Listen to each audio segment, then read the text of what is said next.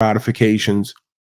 That seems to be clear in a sense. But again, not most things are not what they seem. So we have to be very careful in what we make absolutely true. Because again, like I said, we've all done this at certain points. Everybody's a devil worshiper. Everybody's a Satanist. Everybody who appears here and there with the symbols must be in on it and know it. Not necessarily. More and more as I live life, I give so much more credit to the idea that a lot of folks are gullible, naive, or lack discernment, or they're just so caught up in certain things and getting those things that they ignore everything else on the journey. Right? To presume everybody's an active Satanist or actively malicious and evil and knowingly involved in a grand conspiracy, I think, rides the line of mental, emotional, spiritual illness.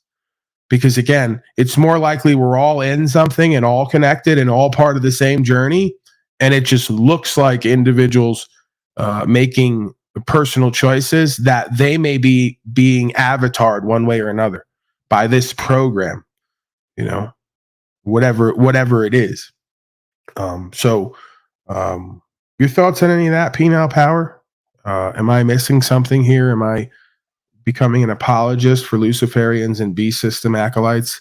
Or am I calling it down the middle gray area, being logical, ethical, moral, also forgiving in a sense, because, the being did say, forgive them, they know not what they do, presuming there is no malice aforethought, right? Premeditated belief or decision to actively do harm to others for profit, if that makes sense.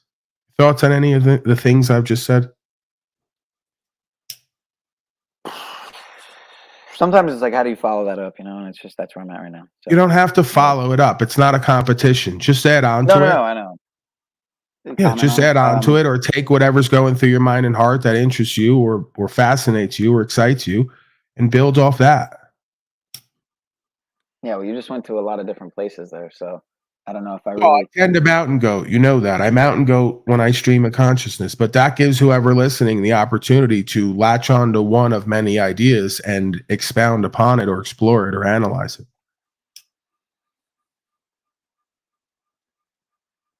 I would say, on another note, I do have a comment that's kind of interesting, since you brought up... Absolutely. Go ahead. Since you brought up some other metaversal miscreants, so to speak, for lack of a better term, I was watching the EBT fellow stream the other day, and him and Burn Eye, or Crypto Alchemist, I'm sure you know who I'm talking about if you saw him, were talking about their masonry attempts at masonry, and let's just say one of them's past involvement in masonry, but then dude, do you know how many of these people it turns out there are? And I've met them, ones who are 32, 33 degree Masons. They're the biggest group of cavemen, chimpanzee clowns. And the best part is for me, the worst part is for everyone under them, is they think that they're adept and accomplished and achieved. This is how great the deception is with these fraternal orders. Like, these are some of the most low-level left brain consciousness, lacking in intuition and true intelligence folks I've ever met. They could fuck up a lemonade stand, many of them, right? And I've seen it. So, again, ego's a motherfucker in this realm. It'll have a whole bunch of clowns in one room thinking that they're running a kingdom when it's really a circus. And they're getting to little to nothing on a grand scale, but claiming that they're the architects of society. Again, is there some truth to that? Potentially, yes. Is it the majority of them? No. They're being used for a power and funding base and for worker bees for a system. They just don't know it. So, the reality of masonry is we don't come to find out anything conclusively unless you're part of it and exceed beyond a certain point. But many folks have come out within the inner workings and said that there's beyond 33 degrees. So, again, most things are not what it seems. And you could claim to be a 33 degree master and think that you're at completion. Turns out there may be another 140 something degrees or more. If you're ever going to find out. I wasn't just hiding. I was commenting and stuff and talking about how, it goes way past, supposedly some would say, to the 99th degree. And really, that the first 33 degrees are really the initiatory degrees to the higher orders, and so that's what they were touching on, and I was commenting on, which sparked the kind of them for them to touch on that. But they had already been talking about the subject, so it was a very interesting Yeah, conversation. it's And the classic optics pimping and are hoeing, bait and high. switch. Optics are high. Yeah, it's classic pimping and hoeing, bait and switch. They're going to tell you there's 33 degrees. That's for public dissemination. And then privately, through the knowledge of self and the order, certain folks would know that there's beyond that, and you either get there or you don't. And it's going to be dependent upon your discernment, right? So that's the point of these organizations, to filter out folks, to perceive of who has the perception and to use them for what they're essentially built for, right? That's why they're the builders. They take the beings as tools and they put them in position according to their ability, their willingness, their orientation. What are they oriented toward, right? What do they will toward in life? So, this is kind of the misunderstanding of what this all is. And on the lowest level, it's nothing but a glorified boys club as far as I could determine. These are folks wanting to make more money, get more pussy, have power in a community in the sense of being let go with tickets or getting out of court obligations. It's the usual low level deviant, or you could call it not deviant, but worldly, because it's not necessarily deviant. It's just worldly. But there seems to be little to no spiritual backing or faith system when it comes to these clubs and these fraternal orders. It's pretty much all business endeavors. It's pretty much all community relations and organization, and it's pretty much all positioning folks based on their perceived talents and abilities and inclinations. So could that be positive in a sense? Yes. Will it turn into something corrupt if the society on a whole is bereft of logic, morals, and ethics? Of course, every institution and order will eventually go that way through peer pressure. So it starts with one and ends at one. And everything in the middle is the caving to the peer pressure of corrupt, worldly, immoral, or amoral behavior.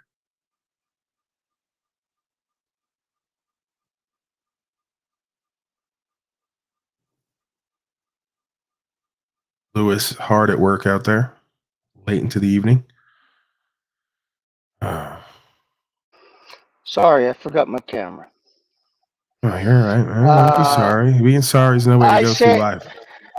I say, fuck the fucking Masons, fuck the fucking all of these bullshit, and just fucking do what you got to do.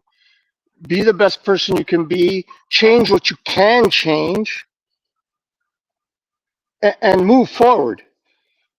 Just keep moving forward, because in the end, none of it's going to make a difference. We're only here for fuck all time. It's a blink of an eye. And I mean, I don't know. That's the way I see it anyway. I mean, do the best you can. Man. Help who you can. Am I wrong? Yeah, I mean, at the risk of seeming judgmental, I don't exactly take Isabel Alive 2.0 as the most credible individual when it comes to putting information on record. With that said, would it surprise me if he was true in this case, or if he was accurate in his perception, that a Mason would say they wouldn't arrest a fellow Mason? Like I said, it's a boys' club. It's a fraternal order. It's about security, control, domination, and justification for one's own behavior inside the order that is not accepted outside. So again, it's a worldly system of gaining power, control, and influence. These are the things that are seductive to all men and women. Control, power, and influence, value, status. What you do with that seemingly will make or break you and the society you live in. It's not necessarily an inherently evil inclination to want to thrive in this life, to want to attain a certain status or a certain state of understanding, a certain state of consciousness, in order to potentially serve or co-create and bring value into your life and others. Nothing inherently evil about that at all. What they do with that oftentimes seems to make or break the individual and the community. So again, they've been striving for worldly control, worldly power, worldly value, and they forgot to walk the path of knowledge itself. Right, the origins of Masonry, like all original fraternal orders, are about knowledge itself, completely. Right. So again, with that said, I can't completely tell anybody. I don't think anybody can what the complete origins of Masonry are. We just know what's put forth. So it could all just be an elaborate ruse to filter in everybody, just use everybody for what they're good for, and accept good and evil, quote unquote. So over here, we're doing philanthropy. We're building cities supposedly to house folks, low income. We're doing all this stuff like Donnie. And then maybe over here, we're doing war. We're running drugs. We're running human trafficked individuals. Wouldn't surprise me. I mean, if you really want to get down to it, every fucking group has its contingent of folks who deviate from the supposed norm or the objective, ethical, logical, moral apprehension that one comes to through their maturation and experience. That's the idea of a criminal element. Every group's going to have a criminal element that goes outside the boundaries of common sense or common law or common practice. So I guess you'll have your camps of folks who say every person who's a Mason's inherently evil. Well, if you're going to do that, I contend then let's go all the way. Everybody who's in this simulation has the capacity to be inherently evil, have darkness and evil in them, and do evil, be a part of dark groups and situations. So I guess the question is, what are you doing with that? I could argue the devil does good sometimes.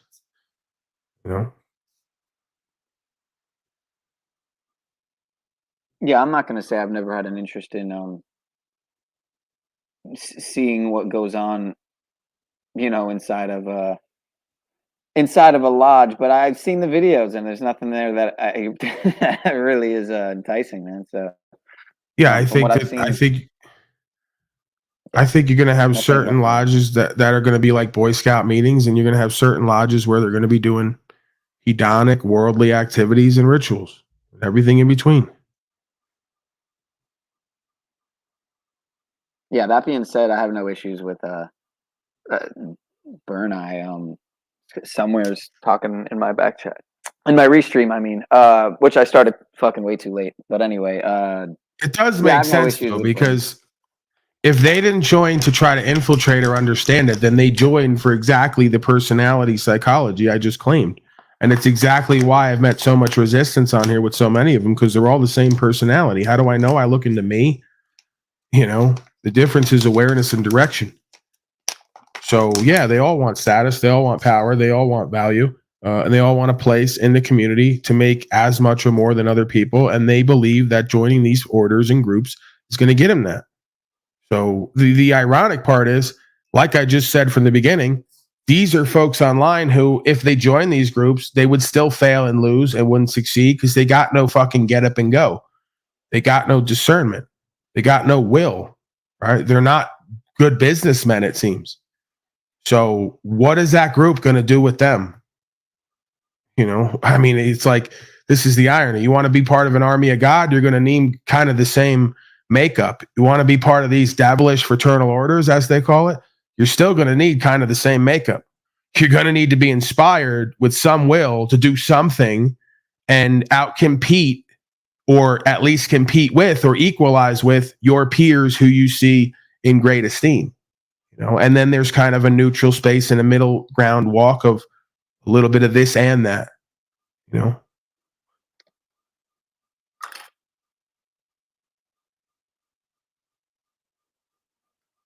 I've done certain tactics on here that could be argued are from the dark side, but I've just been honest and open about it. But they'll say, well, it's still dark side. It's revelation of method. I go, if I tell you I'm going to come in and turn the heat up and do radical authenticity and accountability and let the dark part of me illuminate, in a sense, and then bring it back around to the other side, of what I think we all can ascertain as objective logic, morals, and ethics, and then try to find a mapping in between.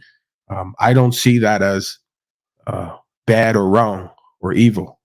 Right? I see it as mirroring and playing with aspects of the self, triggering others, and seeing what's in everybody's subconscious and how it all fleshes out.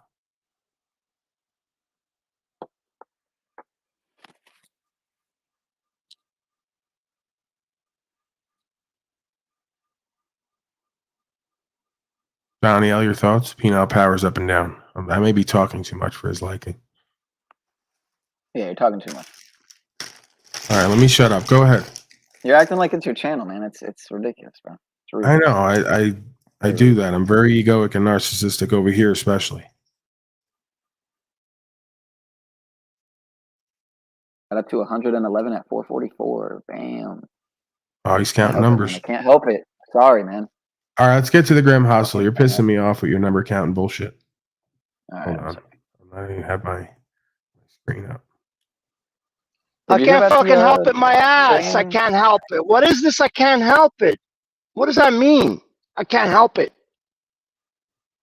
If I see it, it catches my eye. People are like, you go looking for it, you wait for it. I'm like, no, I don't. Give me a break. Anyway. To rule the streets, you need 99% love. So this is very Talcottian swing from the Grim Hustle people. He's basically telling us to choose love. So let's hear about that. I'm all ears. God of all media. I have realized this only at an old age. Long live those who love. Hate blurs your view. Hate gives you energy, but takes your control. Hate will distract you from your mission, Grim. Long live those who love. Love is the strongest force in the world. It does not matter if you want to have maximum power and wealth, or just a good family. Love will build bigger empires than hate. The wise man from the Hamburg Hells Angels Charter once told me, if you want to rule the street, you need 99% love and 1% violence. Long live those who love. Love your family, your brothers and your Rodina. Also have love for your enemies. That's how it is more pleasurable to destroy them. Love yourself every fucking day. You deserve it. You are still here. Hate is an instrument of the puppet state to distract you. Hate narrows your vision so that you don't see what's going on in the background. Hate is for the distracted, for the manipulated ones, for the losers. Love is the only force of real power in this life. Long live those who love. Be honorable.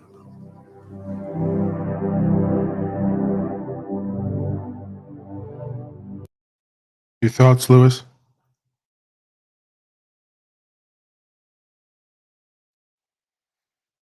Audio, Pete Power. Praise God. He's not wrong. You know, I've never contended that this is a loveless or careless act or presentment on my part. It's precisely because I do love and care that I present at times the way that I do, albeit it may work against what I'm trying to achieve. I've also learned to, in certain situations, not try to achieve, to let go in order to maintain myself and my direction.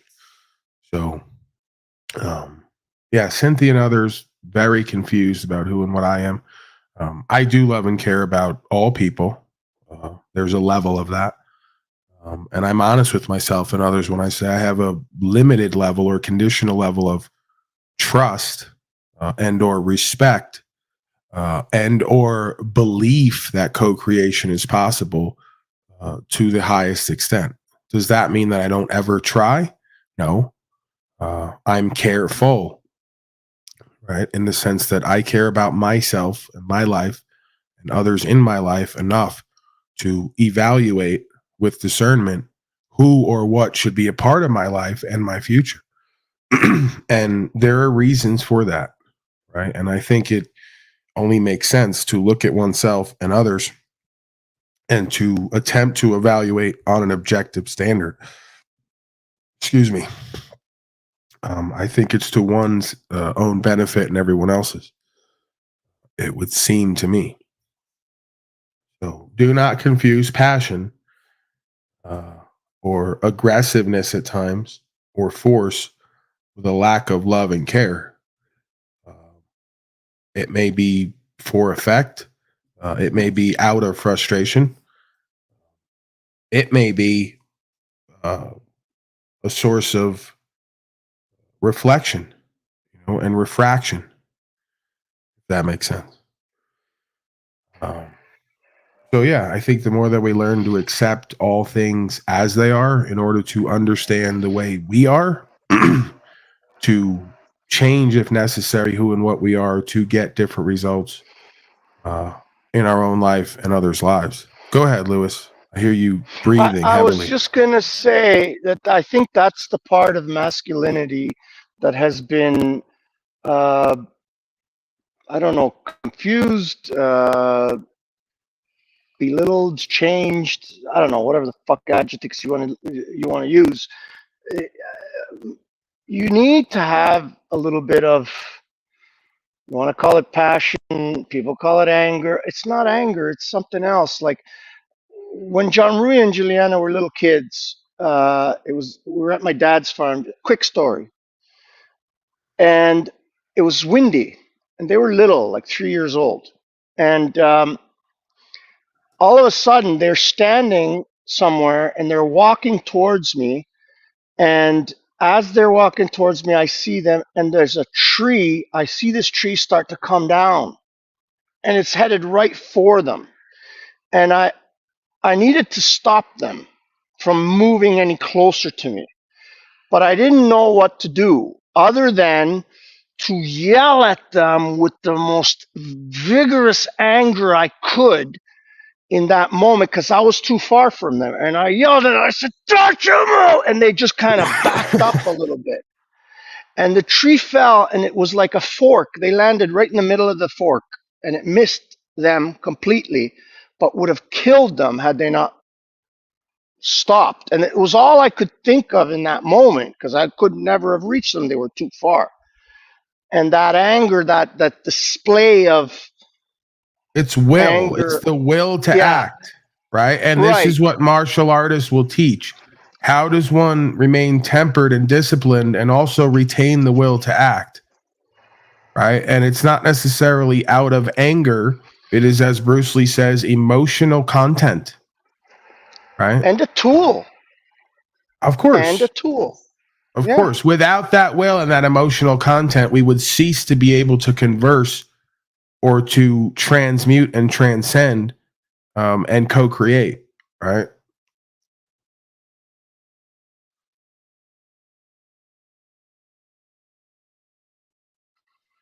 What are we looking at, Pineal?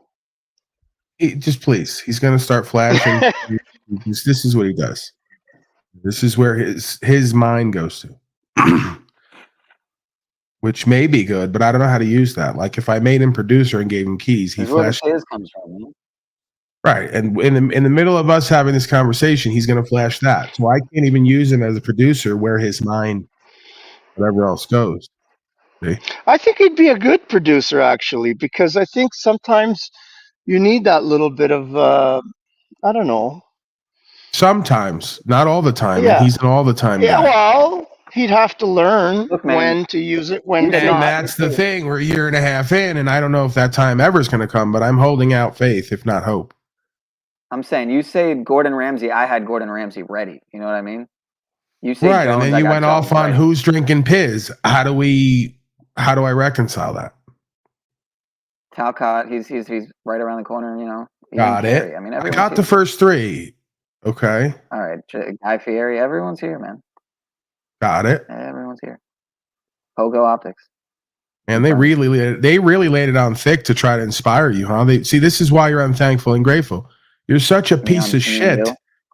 Yeah, these people brought Bill Clinton, Guy Fieri, Emeril Lagasse, everyone. They brought Obama down, all to try to make you feel like some worth and value and inspire you.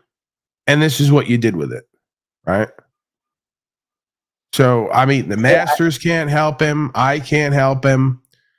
You know, maybe Lewis or Donnie L can help. Maybe he doesn't need help. Maybe I'm projecting that he needs help and I'm doing some, egoic practice, as the Talcottian one always says. I'm putting myself up above other people and talking down on them.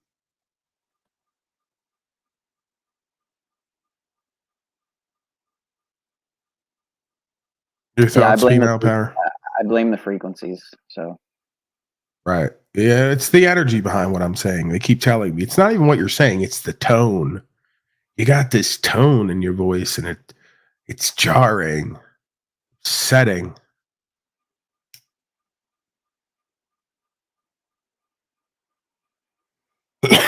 Lewis likes that tone. That fucking vitriol. Frequencies. Come on. Fuck the frequencies. Fangula. Who the fuck do they got to bring down to that school of yours to get you to start cooking some fucking dishes and serving this damn community? That whole they closed down. Apparently, who did they have to bring? I'm asking. I'm telling you, apparently Seth MacFarlane, would that have got you off your ass to do something and be some? Listen, apparently every Le Cordon Bleu in the United States closed down. So the only you know why it closed down? I'll tell you why. That is you. Because you made them bring Bill Clinton down there and Guy Fieri and Emeril Lagasse and all of fucking Hollywood to try to inspire your bitch ass, and you did nothing with their degree. So the report comes back. What did the last 1,000 students of Cordon Bleu do? Nothing. They're on a panel with fucking Paul Unslave. We brought Bill Clinton down here. We brought Guy Fieri. We brought everyone down here. You know what the bill was for that? And you guys did nothing with it. That's why it's closed down. So what do you got to say for yourselves? Can't even make chicken fingers at this point. This guy's over there microwaving dinners. He came out of Cordon. Look, he's got pictures with everybody. Out of Cordon Bleu. Now he's got Swanson TV dinner, and he wonders why they fucking closed down. He's eating crickets over there. And how long it's been? I hope you don't use a microwave either. I hope no one's still using a microwave, man. That's crazy. 2023. Could you please make Guy Fieri and Emeril Lagasse and Bill Clinton and Cordon Bleu proud, please? Could you just make them proud? Or stop showing those pictures, right? They don't want to be seen with you. You're the reason Cordon Bleu closed down. They went there to try to save this fucking place. Try to save these children. Trying to be philanthropists. Trying to inspire you. Get you to succeed in this life. And you fucking shit all over them. You shit on Cordon Bleu. You shit on all those fucking good chefs who work tirelessly. And they entertain as well. Just like myself. They're constantly cooking up, serving out, and entertaining along the way. And you shit all over all of it. So what are you going to do now? That's the question. Because you're obviously better than fucking Bill Clinton. You're better than fucking Emeril Lagasse. You're better than Ramsey. Who was the other guy you got there? There was another guy too. They fucking Guy Fieri. They brought him down at the peak of his fame. You shit on him too. You know what it's like for Guy Fieri to have to put on his best fucking button-down bizarre design shirt and get that fucking hair together and all the accessories and come on down to Cordon Bleu just to be met with this fucking attitude and presentment and results? Do you know what it's like? You wonder why a lot of these celebrities wind up back on heroin like me, because they thought that they were going to bring what the fuck they did back to the community and save everybody.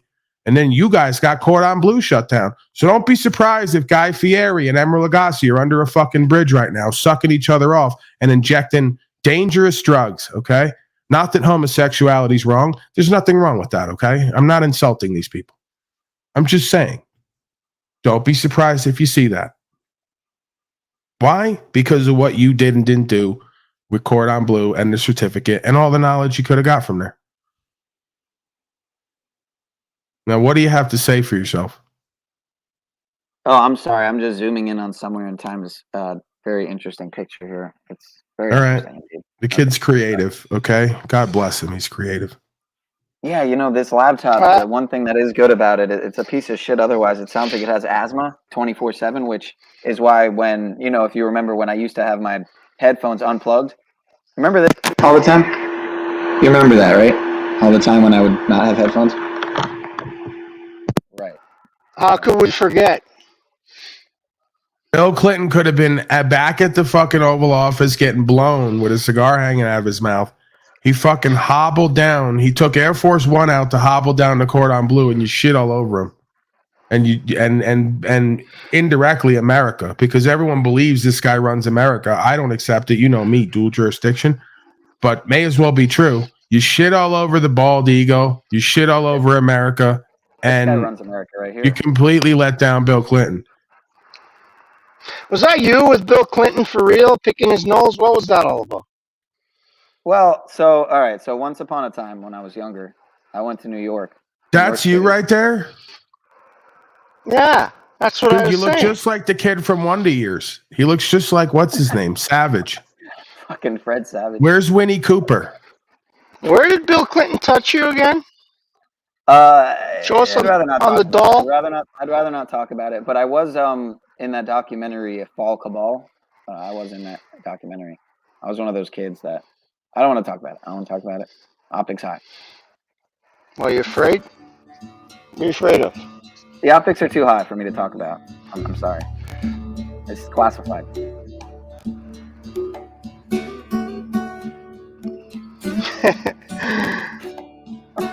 You look a little like John Rui when he was a kid. Yeah, there he is, Ted Savage. All right, I'm not playing with you, man. Yeah, I don't know. You don't know that? Find That's it. the Winnie Cooper. They don't know anything, these people. They have no reference for anything. Hey, look, You know? I take notes. W.C. Fields. What was the other one? I got a few people that you. Where did these people grow up? I know these people were stuck to a screen all their life. Did they not pay attention to anything? Where did they grow up? Did they study anything? I actually just acquired a bunch of old vinyls, and a lot of it in there is vinyl. I didn't know until I've heard you. A couple of them I only knew because you had mentioned them before. I can't remember the names, but it's all my grandparents' stuff. So Neil Diamond and fucking just the Neil Diamond is your grandmother at this point? It wasn't that long ago, was it? I must be getting old. Neil Diamond, Cherry. Come on, it's classic. It's classic Caucasian music, man. There's no denying it. Those are Caucasian classics any day of the week. The Temptations type stuff too, and Earth, Wind, and Fire. Just tons of right. But I don't have a. Well, actually, we do. I have one in the house here somewhere, record player. But I haven't even. I don't necessarily have vinyl. I mean, I just I'm aware of. I mean, if you're gonna like shit on culture, you got to study culture and at least be aware of it, huh? I mean, if you're gonna analyze it and make commentary, you have to be a student of life and a student of culture. So I like to at least be aware of the world around me and some level of history and some knowledge and reference for who and what things are. I thought that was, maybe it's me. I don't know. Like Talcott doesn't know the Rolling Stones, doesn't know the Beatles, doesn't know anybody. It's fucking shocking. And then I go, well, what do you know? I can't. He doesn't. I got a list of things he doesn't know, and I can't get to anything he seems to know. So that's confusing. Right? I go, if you spent all this time in your life living and you don't know any of these people and haven't focused on them, great. What have you figured out? And he goes, is this real? I go, yeah, that's not going to work. Your thoughts on any of this? Am I making any sense today? I feel like I'm completely in outer space. I'm not going to lie. Yeah, I think you're in your imagination, brother. I might be. And I might be imagining disagreements while I'm in there. I've been known to do that. One thing Talcott knows, he knows God. That's it. Nothing else. He knows that God is real. Everything else. If that's the case, why does he throw me out at the mere questioning or mention of what I perceive of him? If he knows God so much and has so much faith. Well, he knows God. He just doesn't know reality. Everything else Oh, is, you know, okay. He knows God. He just doesn't know himself. Is that what you're saying? Right. I'll take that as a yes. Let's move forward. I got a Graham hustle. close enough. Close enough. Sorry, I shut Okay. off. Thank you, Lewis. Yeah, great. If you want to become rich, become immune to money. For all the fuck slaves out there who think it's about chasing a bag, chase knowledge yourself. The bag will show up at some point because you'll do and live something different. You might even find your purpose or create it. If you want to get rich, you have to become immune to the money. What does it mean? Number one, do not desire your own money. It turns you from a producer to a consumer, suka. Number two, do not desire the money of others. Envy is a deadly sin because it will distract you from your own mission and it will let your character rot. Number three, do not desire the money you will make in the future. Desire good work right now. You don't want cash in. You want to serve. Only this way you will get rich from zero. Trust me, it is the business model of grim hustle. Number four, do not desire the quick money. Focus on long-term business models. Once you set them up, they run and run and run. Only long-term business models will generate a passive income per ton. And finally, of course, number five, become immune to your invested money. Investments are like soap. The more you touch them, the smaller they become. Invest in honorable businesses and then forget about the money for many years. Oblivion is bliss. The path to money is the path away from the money. I'm not talking about quick money that burns up as quickly as you got it. I am talking about long-term money, about generational wealth that will make not just you rich, but your family, your clan, your bratva, your fraternity, for decades to come. Be honorable.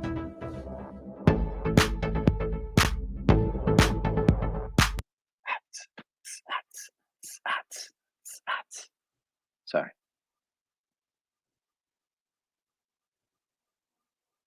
Thoughts?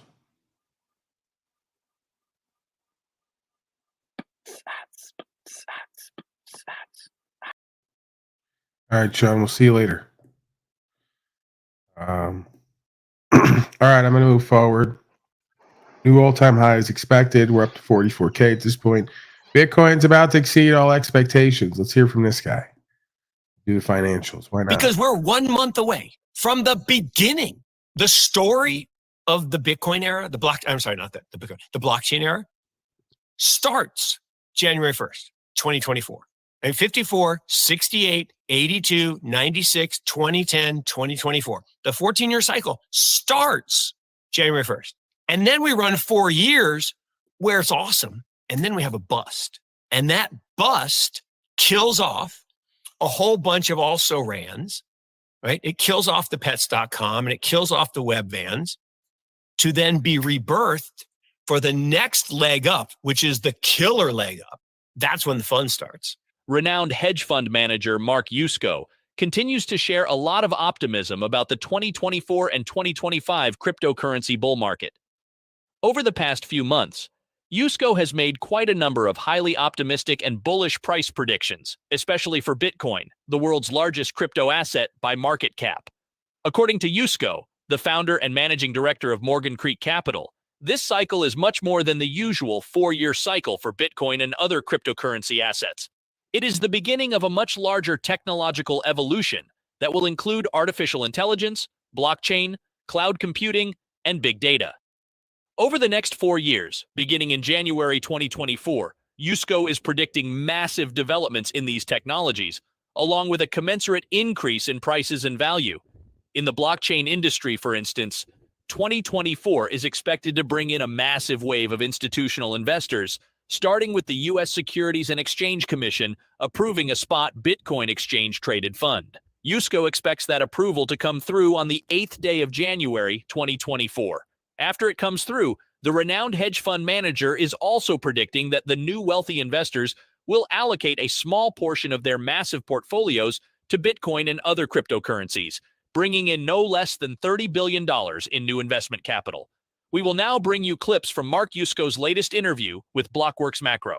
Please watch, share, and like this video. Also, ensure you subscribe to the channel, turn on post notifications, and check out our other videos on Bitcoin, the overall digital asset space, and the economy of the United States. Is this ETF, if we were to get it, a buy the rumor, sell the news type event? Nope. Dan Moorhead put out. Can we speak to Ruby Slippers, please? Because we get the same themes with these folks, and I'd like to hear from them. Right? I'm not attacking you. I'm just questioning you and holding you accountable. So if you can come on up, and because it's every time with certain folks, right? Don't think that I don't notice. I do. So just come on up and we can have the conversation how you don't work and how you don't create value and how you don't spend anything and you don't trade anything and you don't store up value. And, you know, I want to see it and hear it. I want to see how you live, the tools that you use, how I could learn from you. I'm open to it. So, please, if you're not going to, we're doing the Bible thumping. Everybody's a pale horse rider. Everybody's evil. Everybody's beast system except you. Got it. We've seen it before. So please, in the future, if you're not going to come on up and engage in a dialogue and hold yourself and me accountable and explain your understanding, just save it. Because it's usually dogmatic zealotry. It's usually Bible thumping nonsense. And you folks are usually hypocrites when we get right down to it. You're either doing everything you're shitting on and don't want to tell everyone about it, or you're living off other people who are doing those things and don't want to tell anyone about it. Either way, it's fucking hypocrisy, and I'm kind of been done with it for a while. Thank you. I appreciate it. Up or out when it comes to the constant projections and judgments, as the Talcottian one has been fixated on. I'll give them their way. No judgments, no carrying out punishments, and absolute convictions. Right? We have to express our convictions in order to convict or be convicted. You can't just drop one-liners. Guy was pale in the video. Got it, but we started with the questions. And I love questions. It's just started with insider trading, storing up riches on earth. I'm pretty sure I remember you a couple times doing this rap. I get it. Just like on Crow 77, I go on there. You can't talk crypto. You can't deal with it because it's all evil. It's all beast system. I go, isn't fiat that? Aren't you on here making a boatload of fiat every other day? Right? Where does the line of evil and beast system begin and end? And then everybody wants to play self-righteous, moral high ground.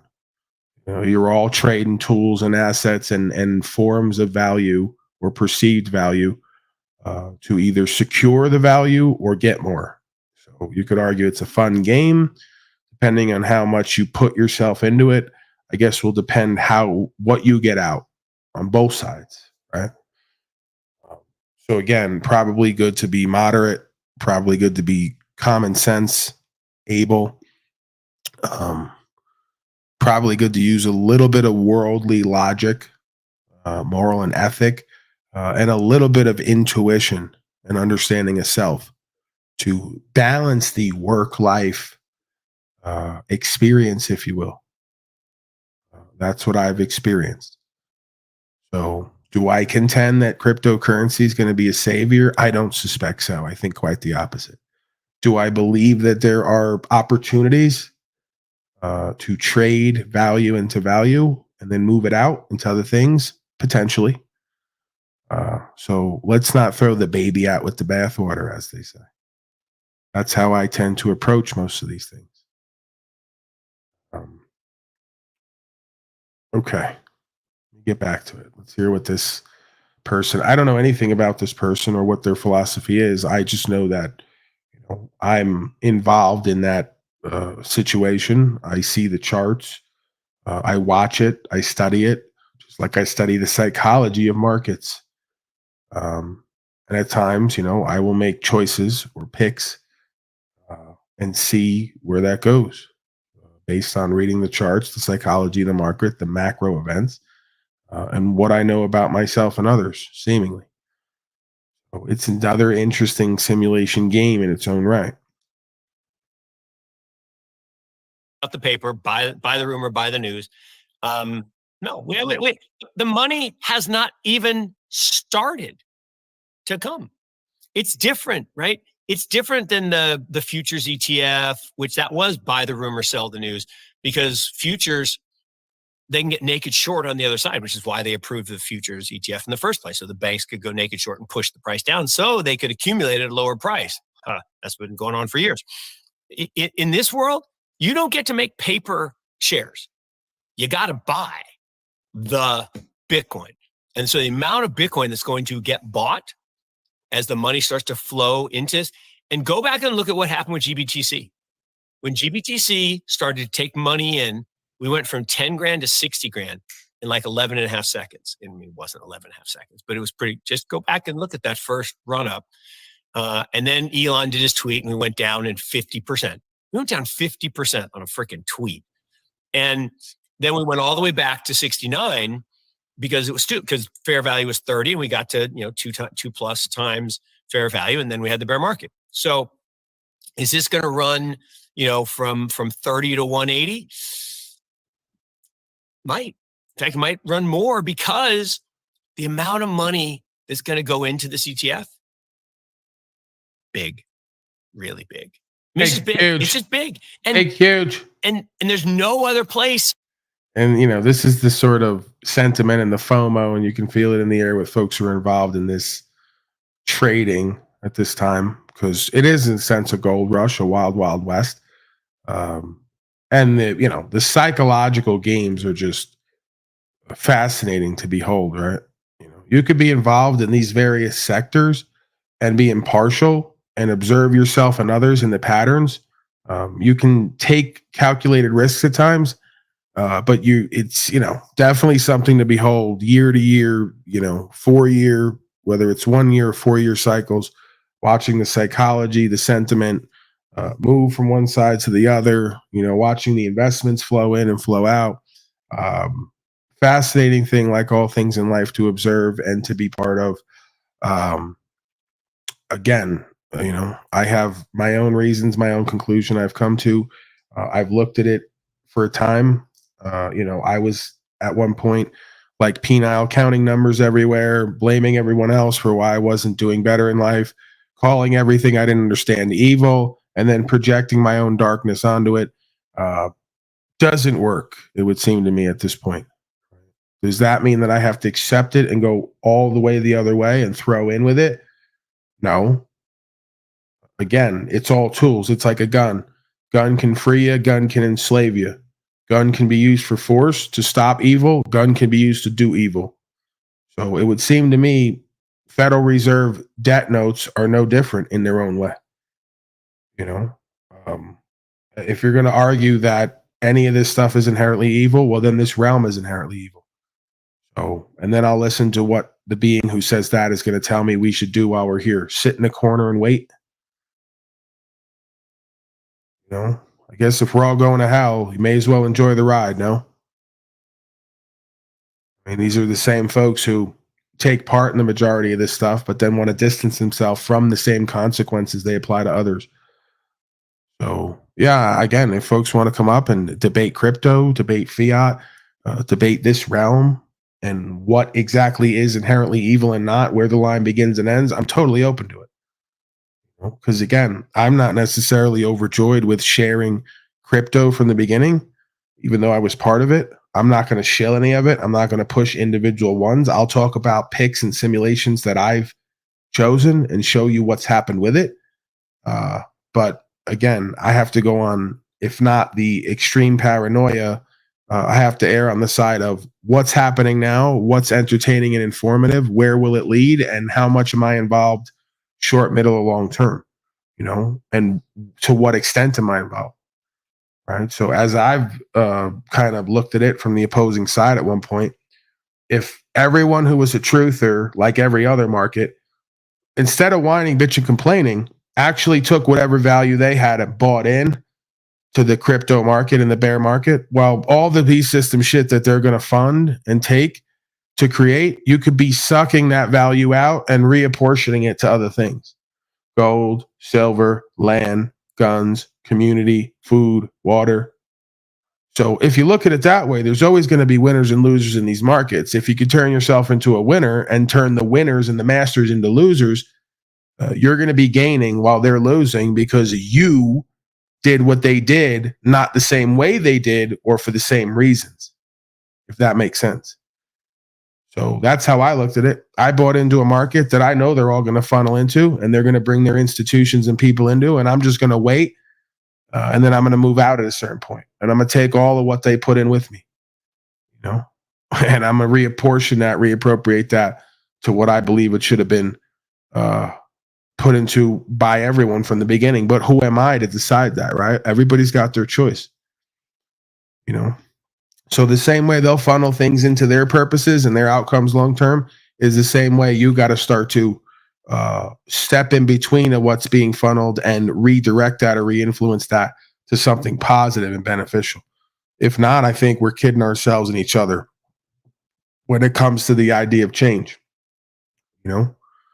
So does there also, like Joseph say, exist an opportunity to have a world without central banks and completely regulated and gamed currency? Yes. Do I believe it's ever going to come in my lifetime to something like that? No, especially what I've seen the last 3 years. If one thing is sure to me at this point, slaves are way too suggestible and manipulatable to ever be their own bankers, to ever be their own attorneys, to ever be their own spiritual gurus and guides. So like broken children out here. Have you not noticed? I don't mean to be rude. I'm not necessarily talking about everybody here by any means. But when we're objective about it, look at ourselves and each other and what we know about ourselves and each other, what we've seen as far as habits and patterns. Adulting is hard.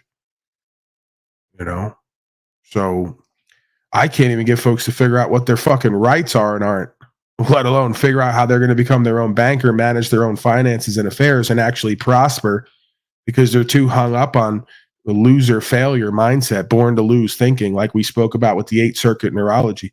These folks are hostile weakness. I'm not okay. Everyone else is not okay. Born to lose.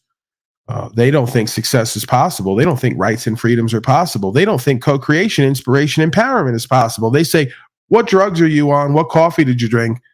What are you running on? I go, yeah, you just don't see the possibility there. I know I was one of them. So don't bet on Bitcoin or anything else becoming a secure source of value like the new gold, exempt from manipulation and regulation. Count on just the opposite. What the fuck we've been seeing as a trend from the beginning of time. You want to talk about reading charts and trends? That's one trend and chart we've been seeing consistent from the beginning of time. Regulation and corruption is a mutual certainty at some point. The public and the people supposedly in charge will become corrupt, and they will mismanage their affairs and each other if there is no backing of spiritual faith system, it would seem, whatever that means to the individual. I guess that looks different to everybody. Thoughts, Danielle?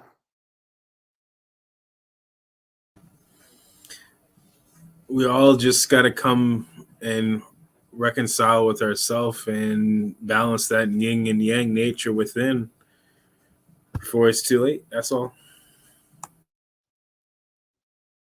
All right, let me give you this guy, because this guy, like, I've found this guy recently. He's very like sort of, modern day America, like guy next door. His name is Zach. Talks about owning silver and So he touches a little bit on the rights and freedom thing. I reached out to him, said we should have a conversation. I'd be interested in the conversation because I see that he has some discernment. He seems to speak about all of the similar things that I've looked at in a similar way. I'm sure he's not big on the statute, policy, and code, but I think he would get there based on his orientation, if that makes sense. So let's give him a little bit of play. Why not? Zach Rector. Seems like a nice kid. Here, I think he's talking about inflation. Not necessarily an exciting topic for many folks, but I believe very relevant. Excuse me, at this time more than ever, historically. We've been using large fries from McDonald's. Today, we're looking at the $16 McDonald's meal for a burger, large fry, and a drink. You're now up to about $16 at McDonald's. Is McDonald's pricing themselves out of their market of cheap food? I believe that they are. Something has to give here soon. And this really highlights the real inflation. While they're trying to tell us that 3% inflation, the Feds won the fight, it's a load of hot crap. McDonald's tea used to be $1. Then last year they raised the This price is to like $1.60. I'm starting to think that this is Talcott's son who actually like made it. He's got about 90,000 subscribers, and he seems to know what he's talking about in most instances. But he'll say like, "This is crap, golly geez," like he's like Eddie Haskell. You know, he's like the Beaver. So I kind of get a kick out of him. He seems to be good-hearted, seems to have an air of innocence to him, and he seems to have some discernment about the slavery. So the load of crap, prices are that high. What? McDonald's? You're upset about that? No. I said I'm surprised the prices are that high. I don't eat out. Well, they're now saying the McChicken some places is $5. It used to be $1 for about 20 fucking years.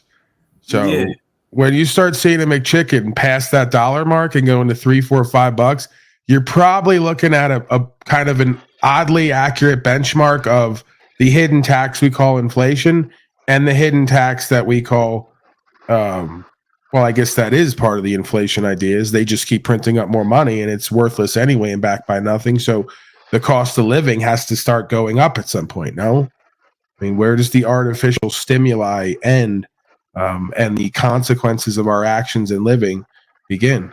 Lewis, you're breathing heavy and you're winding. Sorry. It's the same thing as it's always been, right? I mean, it's just going to become more extreme in a quicker time, I believe, right? You're going to see a lot more inflation in a lot quicker time. Go ahead. I think that, if you look at it, if you went back, I don't know, I'm not going to give you an exact time, but you'll understand the point if you follow.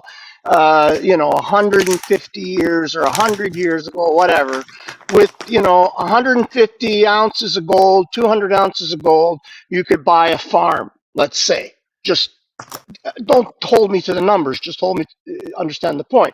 And today, with 150, 200 ounces of gold, you can still buy that same farm. So the gold has held its value. It's everything else that's changed. It's the dollars around it that's changed. The hard assets have stayed the same, right? Because a gold right now is what, $2,000 or something, I heard? Right, but that's the thing. Not only is the McDonald's human meat burger going up, according to this guy, some might say, gold just went up apparently overnight, seemingly, big jump is what they tell me. So fairly big jump relative to what it is. I mean, we also saw a bit of a jump with silver. So we're watching the kettle start to boil a bit, and that's where quantitative easing and more printing always comes in because you're seeing artificial suppression of certain assets or the artificial excessiveness of the value of certain assets. Right. So they're gaming the markets. They're gaming the stock market. They're gaming the crypto market. They're gaming the gold and silver market. Don't kid yourself. It's all come out over and over again. And at some point here, it's going to get away from the ability to game it. And you're going to start to see everything update. You're going to see prices rise on things. You're going to see commodities go up, I believe. You're going to see the same thing with Bitcoin right now. It's bubbling. And then they'll see the artificial inflation of the stock market, right? So you'll see record highs and all this shit, I believe. Then you're going to see a crash event. Then you're going to see the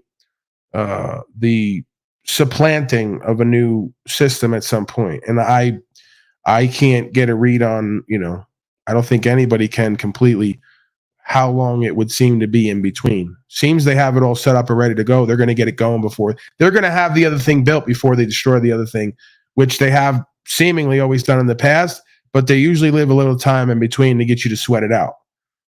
So you go running back to their next system, right? Oh man, we had to do the depression gardens. We had to like farm our own shit. We had to trade in silver and gold and lug it everywhere. Oh man, this Bitcoin thing is great. It's quick, it's easy, it's non-physical. I don't have to transport it around. And all the major places accept it. And oh boy, it comes with so many benefits and privileges. They're going to give me a large hot dog and a seat right in front of Ken Griffey the Sixth. They can't get enough of it. So that's the way I think it's going to go. And I don't think it's going to be Bitcoin either. I think they're going to shut Bitcoin down and burst everybody's bubble. And they're really going to put a damper on this market. Because one thing we know is everybody piles into Bitcoin, it runs up. They take all the money from that and run everything else up. That's how you're guaranteed to pretty much win in this market. Once they stop that, the king of all of it, there's going to be no more volatility the way we know it. There's going to be no more opportunity to get rich quick or relatively quick over the course of a year or 2, 4 years. Again, there's ability to make life-changing wealth there. But then, mo money, mo problems. You got to figure out what you're going to do with a couple 100,000 or 1 million pieces of fiat that these motherfuckers are trying to track, trace, and regulate. If you I don't accept think they're going to legal get it code and done. policy. I don't think it's going to get done. I really don't. I mean, I just can't see it. The third world alone, what they call the third world, is going to hold them back, I believe. In what sense? Because people in general, I don't believe are ever going to really be able to take, maybe in America and, maybe Canada, some places like that. But the third world isn't going to take this crypto thing lying down. They believe in whatever cash, gold, whatever. You say the third world. You act like everybody on this planet at this point doesn't have a cell phone pretty much. From corner to corner. Get that. So what would you have said if we had the same conversation with your father and said, this fucking cell phone thing's not going to catch on? You turn around 30 years from now and every single fucking person from jungle to hut to hovel has a fucking GPS device, has a banking device in their pocket, and a media streaming device, among other things. So, and then there is America, which is the other, thorn.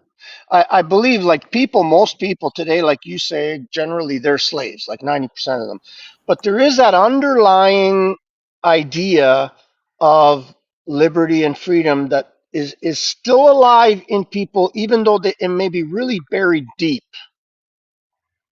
But I think that when it gets to a point where they say, okay, wait a minute, I just had $1 million in the bank. Now they're bringing this thing out. My $1 million aren't worth nothing. That's when the guns are going to come out. Lewis, because you got it all wrong. They're going to create events around that to focus you on that. And then they're going to swing that in with it. And then they're going to offer you a deal that, you couldn't refuse.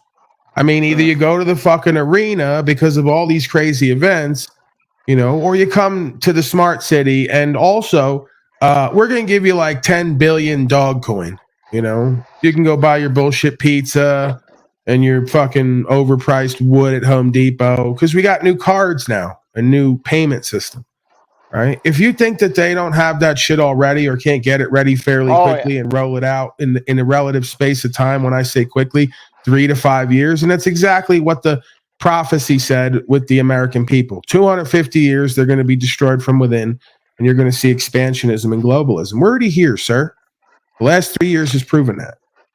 They already took us from gold and silver to cash to debit cards within a matter of 100 years.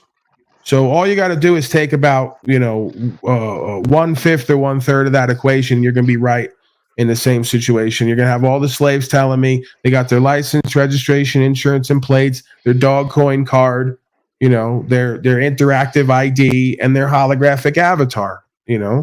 because maybe again, they've given it all away what they plan on doing. How much they're going to get it done? I played you Russia 2050, right? I told you, I showed you what their plan is. That video, I used to play it, once every week or so. Maybe we should resurrect it. Their conference video on what their plan is, and they lay it all out. And they say by the end of it, it's a 5D holographic avatar where you're merged with a machine and you live in a utopia where there's no more wars and legal secrets, and it's just fucking great in there, man. And you just be paid to live. Be great. You won't have to work no more. You won't have to serve any kind of product or service to the community. You'll have some kind of substance that they've mixed up through the bugs and the crickets that they'll inject in you intravenously, and you sit in your pod, and you be a good fucking slave. I mean, you got Snoop Dogg and the rest of them already paying millions of dollars to buy pieces of land inside of a sandbox game. They're already doing it. And if you think they're not going to take crypto and blockchain and sandbox and the headset and merge it all together and have you literally living in that fucking world, that is the kingdom of Shaitan at the end of the day. We're essentially using the tools of this beast system right now to give folks informed consent about who and what they want to be on all levels. That's why they don't like me, because they don't want motherfuckers to have informed consent. They want you filed right into position like good sheep to be sheared. I'm just a believer in, if you're going to do revelation and method, go all the way. You have to give everybody informed consent. You have to let everyone know what the terms and conditions are, what's going to be expected, how it's all going to flesh out one way or the other, and give them informed consent. You can't make everybody believe it's the best fucking thing ever when down the line, that a lot of people are going to be transformed in a negative way because of this. But again, that's part of the game.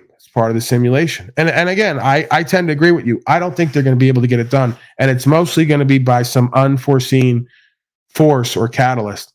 And you could argue it's in us and without us, Yeah, it's in us. And I think that's always been like that too.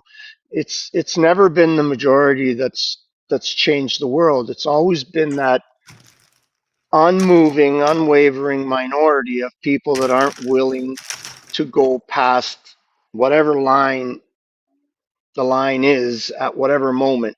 It's always been those people, and they're a very small minority. It may be just us three right here. I contend that when I contend that there's some mechanism here when you start playing with this planet and the order and balance of this planet, it starts reacting and responding like an intelligent being.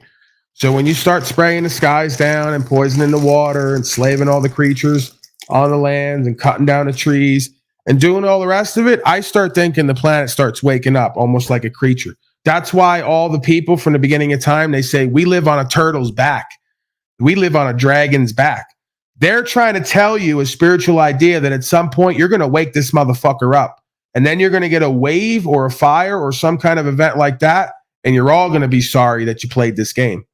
Right? So that's how I view it. We're on the back of an intelligent being that if you keep fucking up the biorhythms of this place, it's going to bring in something else for everybody to chew on. Right? Because we need a reset, like they say. And these people are so maniacal, they may know that and even ride on that. They may go underground, like the scripture says, and bring the storms and all the rest of it in. Try to bring it in to create a great reset because they know their time's coming to an end because we're all becoming more conscious and aware. We all know the slavery and genocide's there. How much more are they going to be able to game us indefinitely to the same end? It's not going to happen. So they're going to go underground. They're going to hide in their underground cities. Some folks might say, the scriptures might say, and they're going to bring in the storms and the volcanoes and the earthquakes with their bullshit technology. And then at some point, the real thing's going to bring it in like it always does, whoever, whatever it is, the creator of this simulation, it would seem. And then you're going to have the real pandemic. And then they're going to be at their buttons going, oh my God, what did we do and bring in? And they're going to get entombed in there. Right?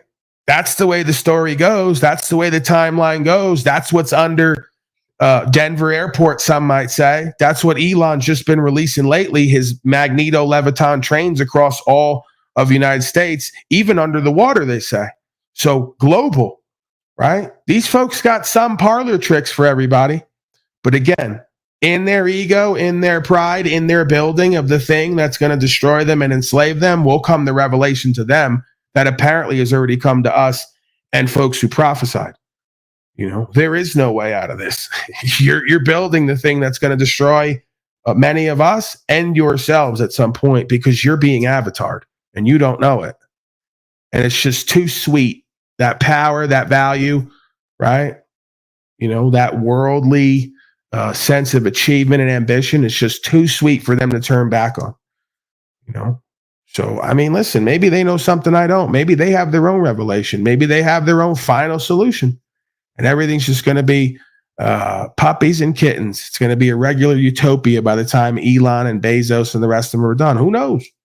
I don't set myself up as the most self-righteous. It just seems clear and present, self-evident to me. You expand this timeline out long enough, it always leads to the same place. And seemingly over and over again on every land. Tell us stories about Atlantis and Lemuria for a reason. It probably happened. It's probably happening now again. It's a wheel within a wheel, man. They tell you, go contemplate on the mandala, and you'll figure out life in the simulation on some level.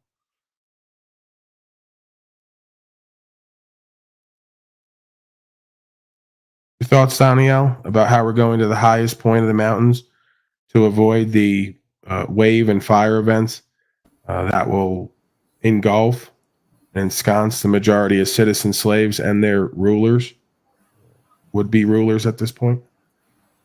Soon to be completely rulers?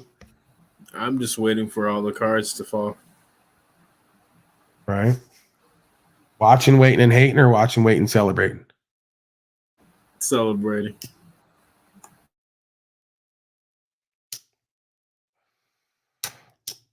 There's no point to hate.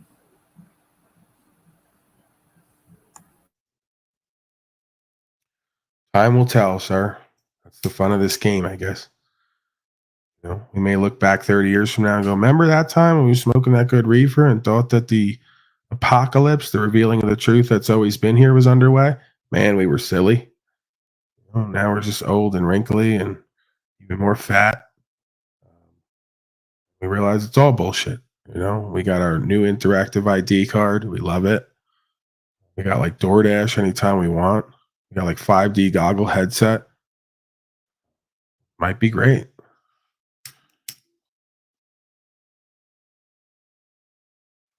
Imagine the day comes where we can all get headsets on and I can go to Talcott's panel and they can physically throw me out.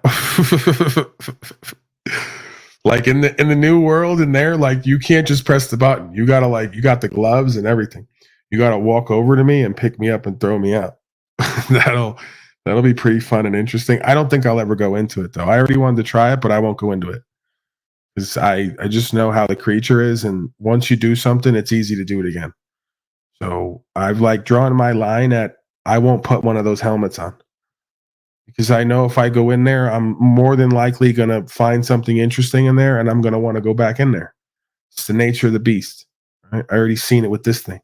So I'm staying the fuck away. This is as far as I'm going, no further. I got to commit to that. I may break that rule at some point or change my mind, but for now, this is as far as I go, the metaverse. You know, and even this has to be relatively limited, it would seem.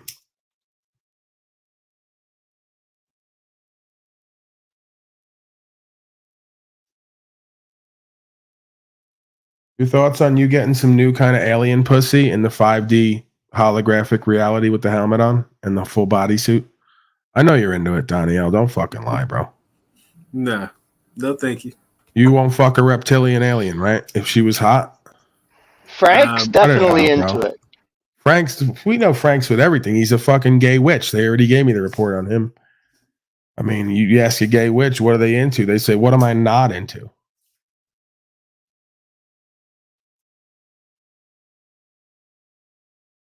Don't let Tarek hear you saying you're going to fuck a gay reptilian alien. That'll fuck him up and whatever god he serves. Oh, he'll never get over that shit. Even if it's a simulation, right? You didn't actually do it. You just went in the hologram and did it. He doesn't care. He says it's the same thing. You're going to hell now. Fuck the 5D gay reptilian alien. You're going to hell. He's got his own rules for this shit. I don't know how he comes up with this. He said it's in the Bible. I said, bro, I never seen anything about 5D reptilian aliens in the Bible. He goes, it's in there. I can't look enough. I don't have enough time to look in there and find it, but he assures me it is. I've never heard about 5D, whatever reptilians, but reptilians are. Sorry, not a gay, a lesbian. 5D lesbian reptile. Like 2-3 of them at once. You're going to hell for that shit. Don't let him catch you. I'm telling you. And he's everywhere now. You know, you might be in that helmet and then you get tapped in that world and you look and Tarek's over your shoulder because he's got the helmet on too now and he can invade your world. You know, so if he catches you in that world, fucking an alien, he's going to talk to you about it on here. He's going to say, I was in the world. I had the helmet on. I was at one of these casinos they got in the metaverse, and this guy's getting blown by 2 or 3 reptilian aliens. He's going to hell. He's fucking demonic. I don't know what you're up to over there, Danielle. Hopefully Tarek's not down there right now. I don't even want him to hear us talking about this type of shit. Don't knowing how he's going to feel about it. Thoughts on any of that? Sorry I brought all that up. I wasn't supposed to talk about that. He gave me explicit instructions. Don't talk about the helmet and the It's too reptiles. late. It's too late. He's on it. Him and Snafu are already putting the plan together. All right, where are we at? All right, we got a few more minutes left. Let's hit Hunter Biden. All right, Hunter Biden's indicted for tax crimes. All right, it's all over. I don't accept it. I think Hunter Biden's a good man. Joe said he's a genius. Oh man, I never finished Zach Rector. Oh man, I fucked this all up today. What else is new? It's gonna be okay, Paulie. Breathe. You're a broadcaster now. You're a professional. You're the god of all media. You can't make mistakes. Let me get back to Zach Rector because I kind of like him. We didn't introduce him to the audience enough yet. See what they think about him. I always like seeing what the viewers, commentators think about these folks. Now it's $2.32. Is this guy a pogo? Is what I'm saying. I need to read by over the next 20 minutes. Is this guy pogo? Is he pushing P? Is he an agent? What's going on here? Luciferian Mason, CIA. What's the deal? So this lady right here, she's speaking on this, and she says, quote, "We come to McDonald's because we have no money. So what are we going to do now?" And this is what many folks are thinking about, right? Is now you can't even take the family to eat fast food cheaply, right? Now, let alone the point that McDonald's is crap food. A lot of this fast food, I mean, most of the food that we're putting. I got to thank Jimmy Shively quick, okay? I'm off the mark here. I'm way late. Thank you, Jimmy Shively, for your contribution, gift during the 100 Holy Days of Enslavia. Value for value. I appreciate you, sir. He says, appreciate you. Stay shining. Well, thank you, Mr. Shively. That boy is that man, excuse me. Man is a very generous man. And I appreciate him and his sacrifices. Faithfully, I was going to say hopefully, but faithfully, he's doing well. He's blessed. He's finding value not only in this broadcast, but in his life. So much so his cup overfloweth. So it's good to see, good to hear, good to feel, good to be part of that process. Thank you, Mr. Shively. Let's continue on here. As Bitcoin is soaring, it's roaring, almost up to 45K. Everyone's getting a Lambo. You get a Lambo, TBE. Lori gets a Lambo. Wobbly Boost. Ken before the storm. Everybody gets an effing Lambo at the end of this crypto run. It's going to save us all. Bitcoin. All right? There's always a way out, people. They're always going to give you a way out. This time will be different, huh, Danielle? Don't you think this time will be different? No? It's always going to be different every time around. All right. Hopefully over the next 3 to 5 years, by the time this all comes home to roost, I'll be far off in the mountains. I'll have my own vineyard, my own farm. You know, I'll have various assortments of patriot wives that I'll be procreating with to reestablish, the meek shall inherit the earth, like the scripture says. I'm a rather meek gorilla for who and what I am. So I think staying purpose driven, observing the self, cultivating more knowledge of self and the lay of the land, adjusting appropriately and accordingly will be the solution for oneself and whoever extends off that self at the time. If not, I got nothing else. I just gotta say, You're gonna have to get a couple of bulls so you can milk to make cheese. Lou, please. Okay, you're being grotesque now. We all know you can't milk a bull. We don't know what you're He into over likes there. that We don't salty want to know. protein stuff. Right. And this is the thing is this is Lou's best attempt to try to be humorous. It's puerile, it's deviant, it's grotesque. We thank you for being here though. Okay. See your way out. This is an A and B conversation. See your way out. Remember that one? When the white girls used to hit you with that one.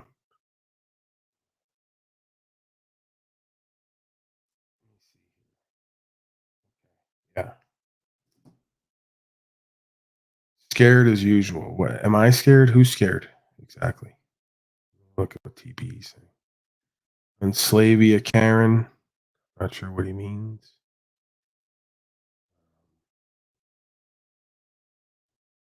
Is he talking to NJ? Okay. They have a whole thing going on down there. Come on up, TB and others. I told you I want you here. Okay. Like you, I want you here, when you got everything together and you're on point. See value in you. All right, let's get back to Zach while TB and the others figure out what they're going to do with their life in this On our podcast. tables is full of crap. I get that. Point aside, the quality's going down, but you're still paying more, and the shrinkflation too. Oh, now this is real inflation, though. This is a real indicator to pay attention to, and this is definitely not a 3% increase from $1 to $1.60. I like that we can keep the math simple here this morning for us. That's 60% inflation. But now it's gone to. Hey, TB, what's going on, bud?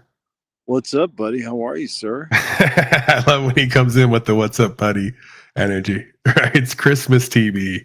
He's in his holiday spirits. No, I'm always like this. What do you mean? I'm always. I know. I'm not here to whatever do that whole thing. Yeah, you're not adversarial nowadays. I like that about you. You've been growing and learning. No, that's not necessarily true. We've had our adversarial bouts, and it comes to a head where we have to go our separate ways. But, but you always lose. But you always lose. You're still somebody that I care about as a person, and everybody. I care about everybody in the world. Right, and that's the thing. I share love with all these people. I don't hate anyone, or that's not what I'm about. You know what I mean? We have very integral, fundamental differences about how we view the world, and that's just the way how we view the world has differences, but that's the thing. The way I view the world, I don't focus on the differences. I focus on the similarities.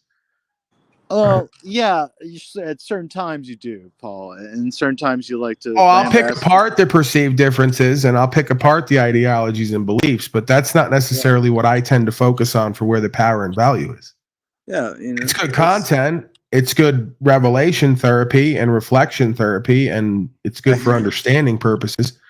But again, I tend to give what I get, if that makes sense. So when folks come here regularly and they have their beliefs and nonsense and they can't back it up, I'm going to expose it for what it is. Doesn't mean that I don't see you or anyone else as oneself and capable of understanding.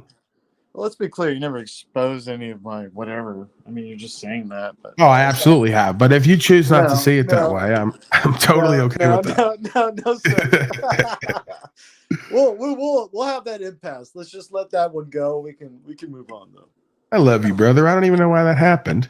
It's the holiday season. I don't know. I think I don't know. It just happens. This is baked into the human condition. Our disagreements with each other. So that's just imagining disagreements. I don't know about imagining disagreements. I think there's clear-cut differences, but it's okay. I'm not here to cause a controversy like a lot of people out here. I mean, I'm here. What are our differences as far as who and what we are by the creation? Like just right out of the kind of womb, separate from culture and society and beliefs. How are we different? I mean, as far as society and culture, I mean, we have some differences in how we view like government and stuff like that. Like you feel you have a very strong aversion to authority, and I feel like that sort of thing has to exist in some sort of way if we are to exist in some cohesive fashion. Well, if you claim that God is the ultimate authority, then I'm not anti-authoritarian. I'm well- for the most high authority and not for man's false interpretations of that authority. Well, okay, I'm with you with that, but there's a lot to unpack with that when you bring God into it. Yes, It's conceptually, yes, this objective standard that we can meet for understanding of what we call right from wrong, right? It's the closest Correct. thing of languaging out God or the force of God in conscience locally. Right. I get that. Yeah. So again, we then see the proliferation of two jurisdictions, men and women on the land with God given rights, and then an amendment to that original understanding or codification of the understanding that then there's public safety. So government is necessary for folks who believe they're going to be kept safe by their quote unquote supposed authorities. And then there's those of us who believe we don't have any authority above God or beneath God because we are the embodiment of the Most High. And therefore, no man or woman in a costume can make rules or legislation over us and have it be legitimate without our consent.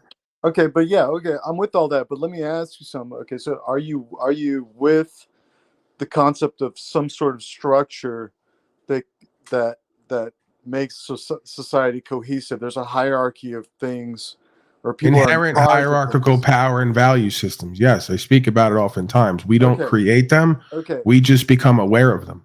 Okay, so our disjoint, I think, between me and you is not understanding the idea that some men aren't going to play by the rules. And no matter what sort of system you put in place, because there is this inherent fallible nature of man that has a proclivity to malevolence and that wants to usurp his brother, that there's no system that's going to be sort of impervious to that.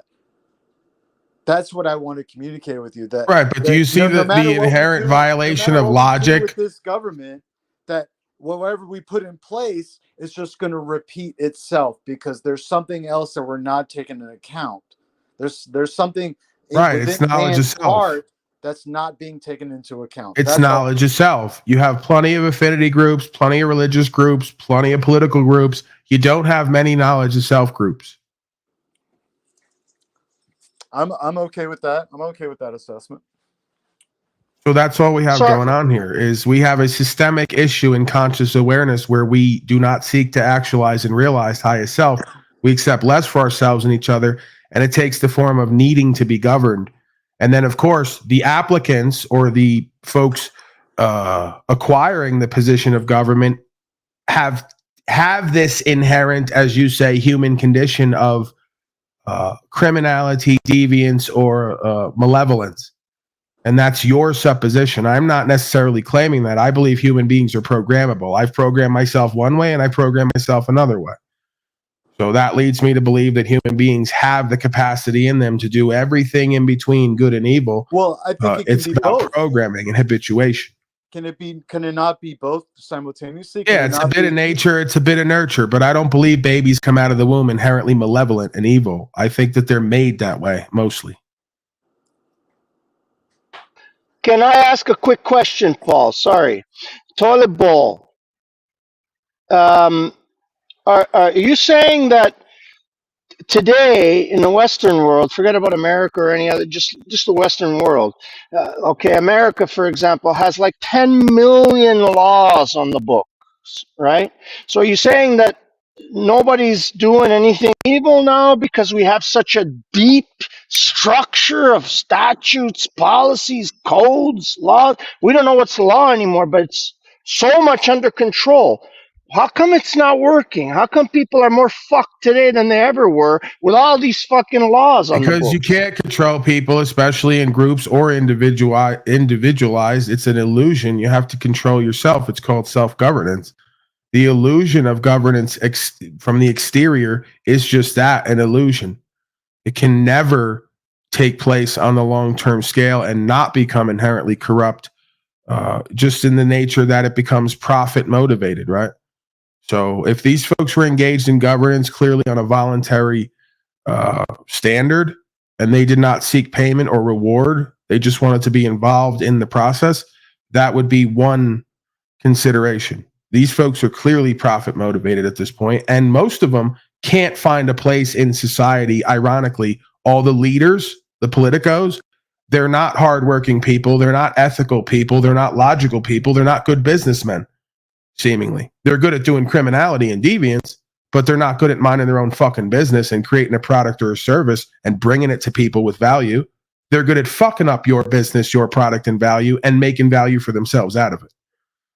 So, I mean, Bernie Sanders comes to mind, right? A guy who never fucking worked in his life, who's supposedly going to rewrite the rules and give us new economic policy. It's fucking laughable. Without government, what would you do as a career? We haven't figured out what these people would do yet. It's Well, lazy. It's lazy on your part. Sorry, Toilet Bowl, and I'll shut up after this. I'm trying to answer your question. Let I him will, but I'll answer, get man. out. We both just went. Yeah. You can't be Okay. you can't be All right. ridiculous Okay. here. He's not an adversary anyway, and we don't have adversaries here. So I he love just you. spoke. I love Let him you. speak. Get the hell out of I here. love you, Toilet You Bowl. I can't love have you. Italians. It's You can't fine. have full Italians around here when we Stop have being like lazy. discussion. Okay, I don't know what he means by that, but that's fine. He's mentally ill. Just ignore him. Well, when he says, okay, we have all these laws and these policies, well, unfortunately, I mean, there's a lot of things that are going on in our society that require a little bit of oversight.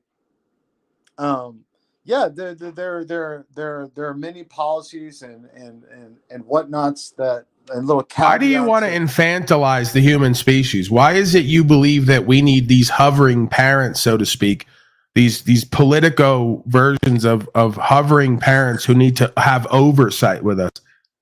You know, what is this like? That question yourself.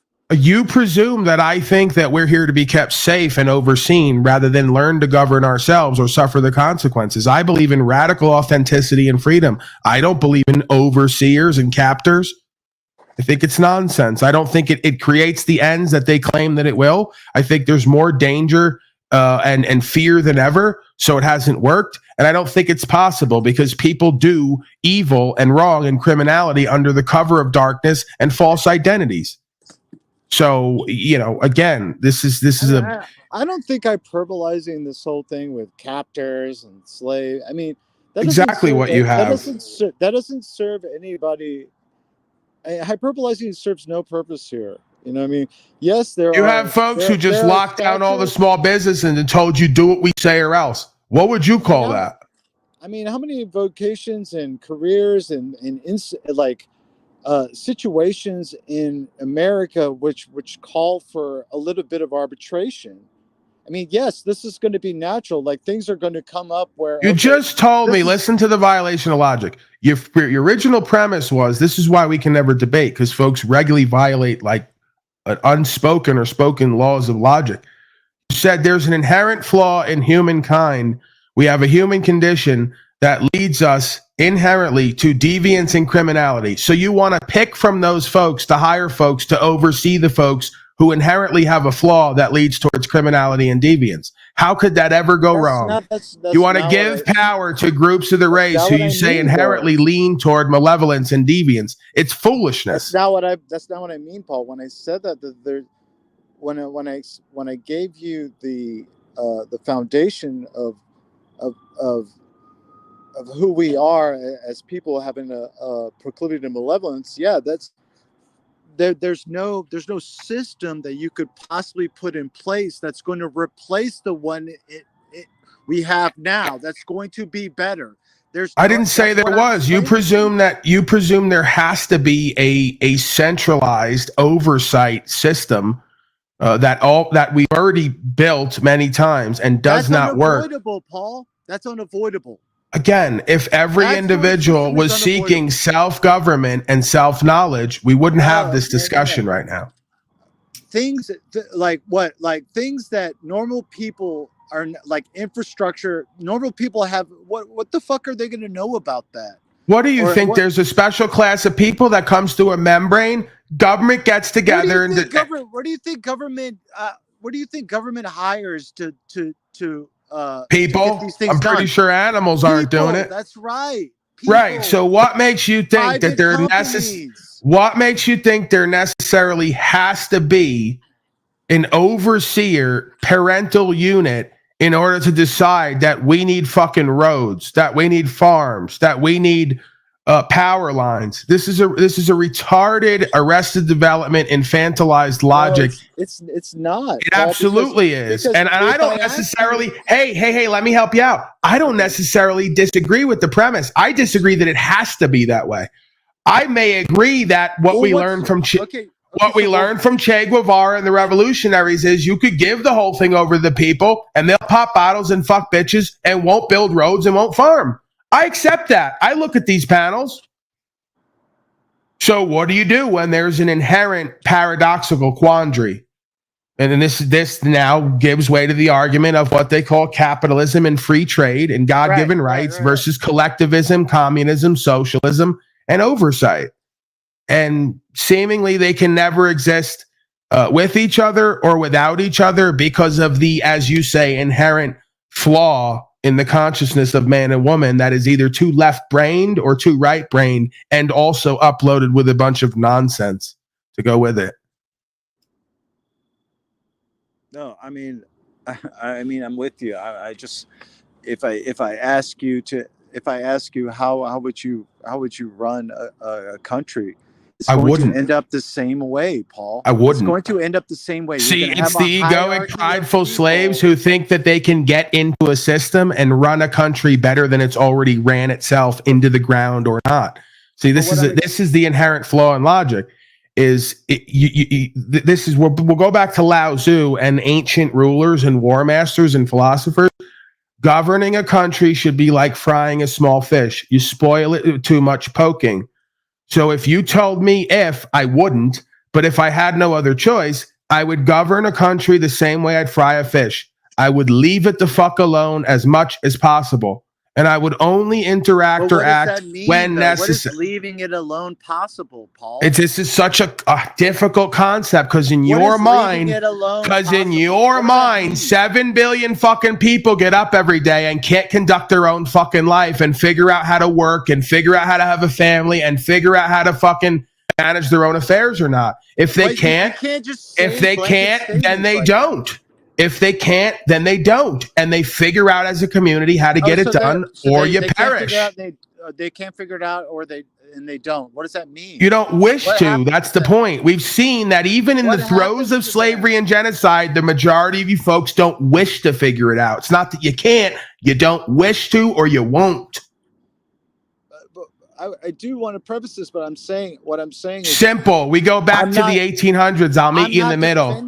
I'll meet you in the middle. We already have the history there. I'll meet you in the middle. We go back to sheriffs like we already have. We do away with code enforcement. Everybody moves. Authority.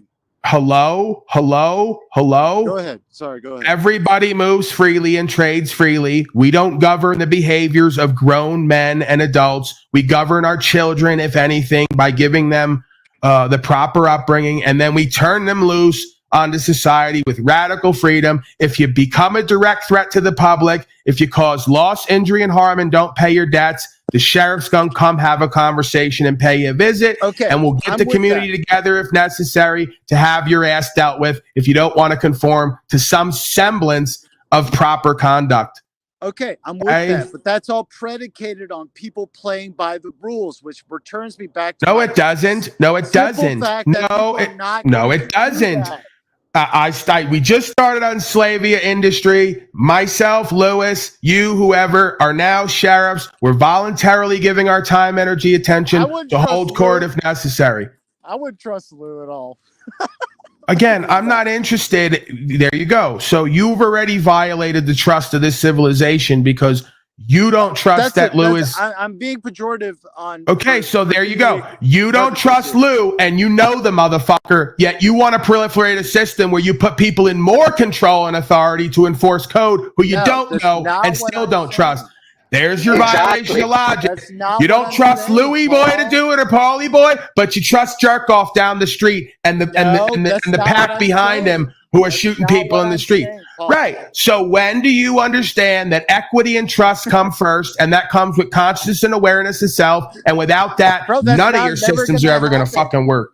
Well, then get used to slavery and genocide and chaos and people making order out of chaos that they help to create. I'm trying to communicate with you. That's never going to happen.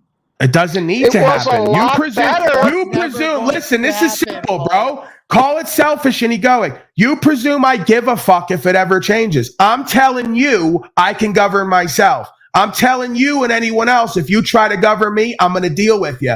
I'm telling you, if you try to do it to anyone else in my presence, I'm going to deal with you. You see how simple that was? No, it's not. Common fucking sense, natural law, where we're active. Yeah, it is that simple. You just don't want to live as a simple man. You want to complicate the shit out of it with your feelers because you're not disciplined, you're not willful, and you don't have understanding of self and others. Because and you have no trust and equity, apparently. Because you believe if Lou became sheriff tomorrow, he's going to go around and do a Holocaust campaign. He's not going to continue on with his life as it is until he's called because someone wants to do loss, injury, and harm. Do you know this individual? You don't know him. I've been here with him for a year and a half. I trust on panel? I trust more than I trust the rest of the scum out here who have all the power that you gave them. I trust that I and Lou, if we were deputized by ourselves tomorrow or the people in contract to be sheriffs, to show up when called to address somebody who's causing loss, injury, and harm, I suggest we could do equal, if not better, a job than all the slaves you gave the power over to. Something tells me. I can't prove it. But unfortunately, that's already happened. And look where we are.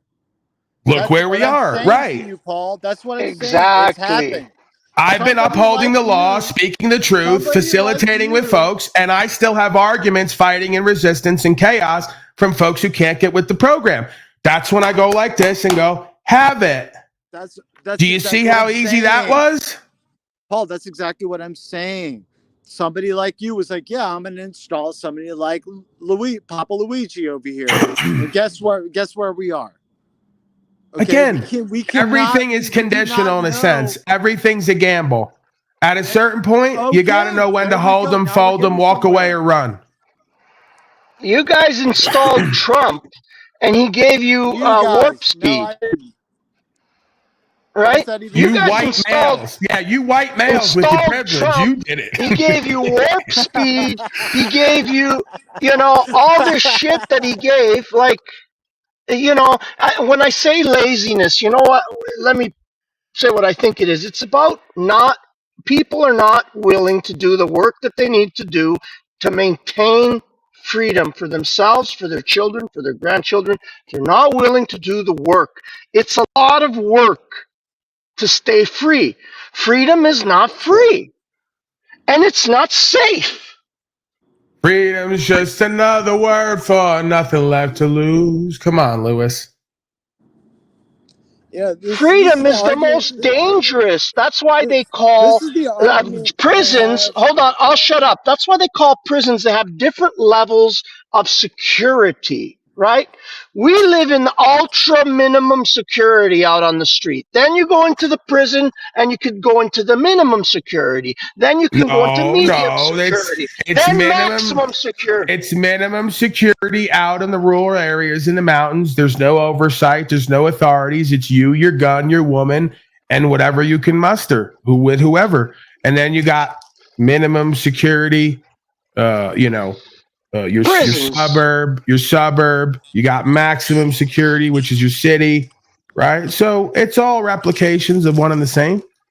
Motherfuckers don't know how to go back to a time when there was little to no oversight, signs, policy, fascista, and false prophets. false religious institutions, folks sitting around a fire who keep the fire going, who tell you if you don't pray to their God, the fire's going to go out. They've been gaming humanity since the beginning of time, man. Oh, I They disagree with make that, you but we don't have to go afraid. there. Sorry, go ahead. They make you afraid of the Wild West. You know, they call it the Wild West, the Wild West. Oh, it was crazy. They were killing people. No, the Wild West was the most polite society that existed. Are You you fucked your fucking out of neighbor your up. damn mind, sir? It was the most polite. If Yeah, you if you did weren't Bossentry and polite and harm, Is this respectful, man you were out of his dead. damn mind? you were dead. Exactly. They just don't get it. There's more chaos and No. criminality running rampant now because at the time, at the time, the headlines were sensationalized because crime and that didn't exist. So you'll have 100-year-old reports of one guy. such Hey, bullshit, fuckface, you go study it. You'll have reports of one guy, Billy the Kid. You'll have reports of one guy because out of a 1,000 people, it was 1% of folks who would engage in criminality, and every time it was known they'd end up dead or in a fucking cell at some point. So everyone stayed away from it. Now, criminality, the deviance is promoted, it's pushed, it's engaged in by all your officials, and it's a way of life. So, right? Billy So the Kid's the on every ethic, corner. The logic, the ethic, and the morale So we're was the pushing heart of the feudalism home now. and the society, and criminality and deviance, as you know it today, didn't exist. You know what another reason why is? Because they didn't criminalize alcohol, they didn't criminalize reefer, they didn't criminalize prostitution and gambling and all the rest of it. Because we understand grown fucking people are going to do what the fuck they please. If they don't cause loss, injury, and harm, you let them have it. And then we had to recreate that in Las Vegas, Sin City, everybody's favorite fucking getaway, because they can't reconcile the unconscious and the conscious mind. They can't reconcile their body and their spirit, their mind and their heart. And they can't reconcile left and right politics, which is an overlay of a cultural society and ethic, morale, and logic that has to be present in the being and in the home and has to be lived out within the public. And for you to sit here and tell me that there'd be more gangs, more drugs, more crime, more all of it back then than there would be now is ludicrous. Okay, It's pop culture at this point. Okay, It's mainlined at this point. Okay, hold on 1 second. Can we check out Daniel? Is he okay? Daniel, are you there? He looked like He's alive. He's breathing. I checked his pulse. All right. I just want to make sure. You don't need to worry about me. I'm not sleeping. I promise you, I'm not sleeping. It looked like Go back 200 years ago and tell me how many criminal reports there are. There's Billy the Kid, Bonnie and fucking Clyde, and Al Capone. Cut the bullshit. So you said 200 years ago we need criminal reports. Okay. Now we're getting. When you criminalize a whole society, the reports go up anyway, right? You have this belief, all you religious folks. You have this belief, all you religious dogmatics, that humankind is inherently evil and needs to be governed. I don't accept it. Most people get up every day. They use their fucking drug or their alcohol. They fuck their bitch or their bitches, however position they want. They give birth to another population of slave children. They do their fucking work. They go to and from. There's accidents here and there. Most people are not fucking bad, wrong, and evil and wake up every day trying to do bad, wrong, and evil. Do they tell lies here and there? Are they opportunistic? Yes. But you want to criminalize a whole society, have overseers, and tell me it's not going to go wrong when we already see where it's gone. Radical freedom and authenticity is the way. Anybody, dude. Nobody's saying.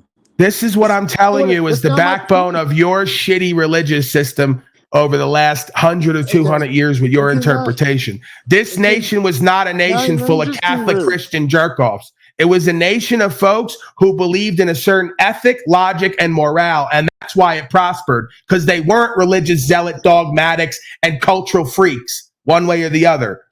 Wait, they understood the middle ground. Hold on, that's not true. Who do you think came to America? You think people that came to America were not Christians?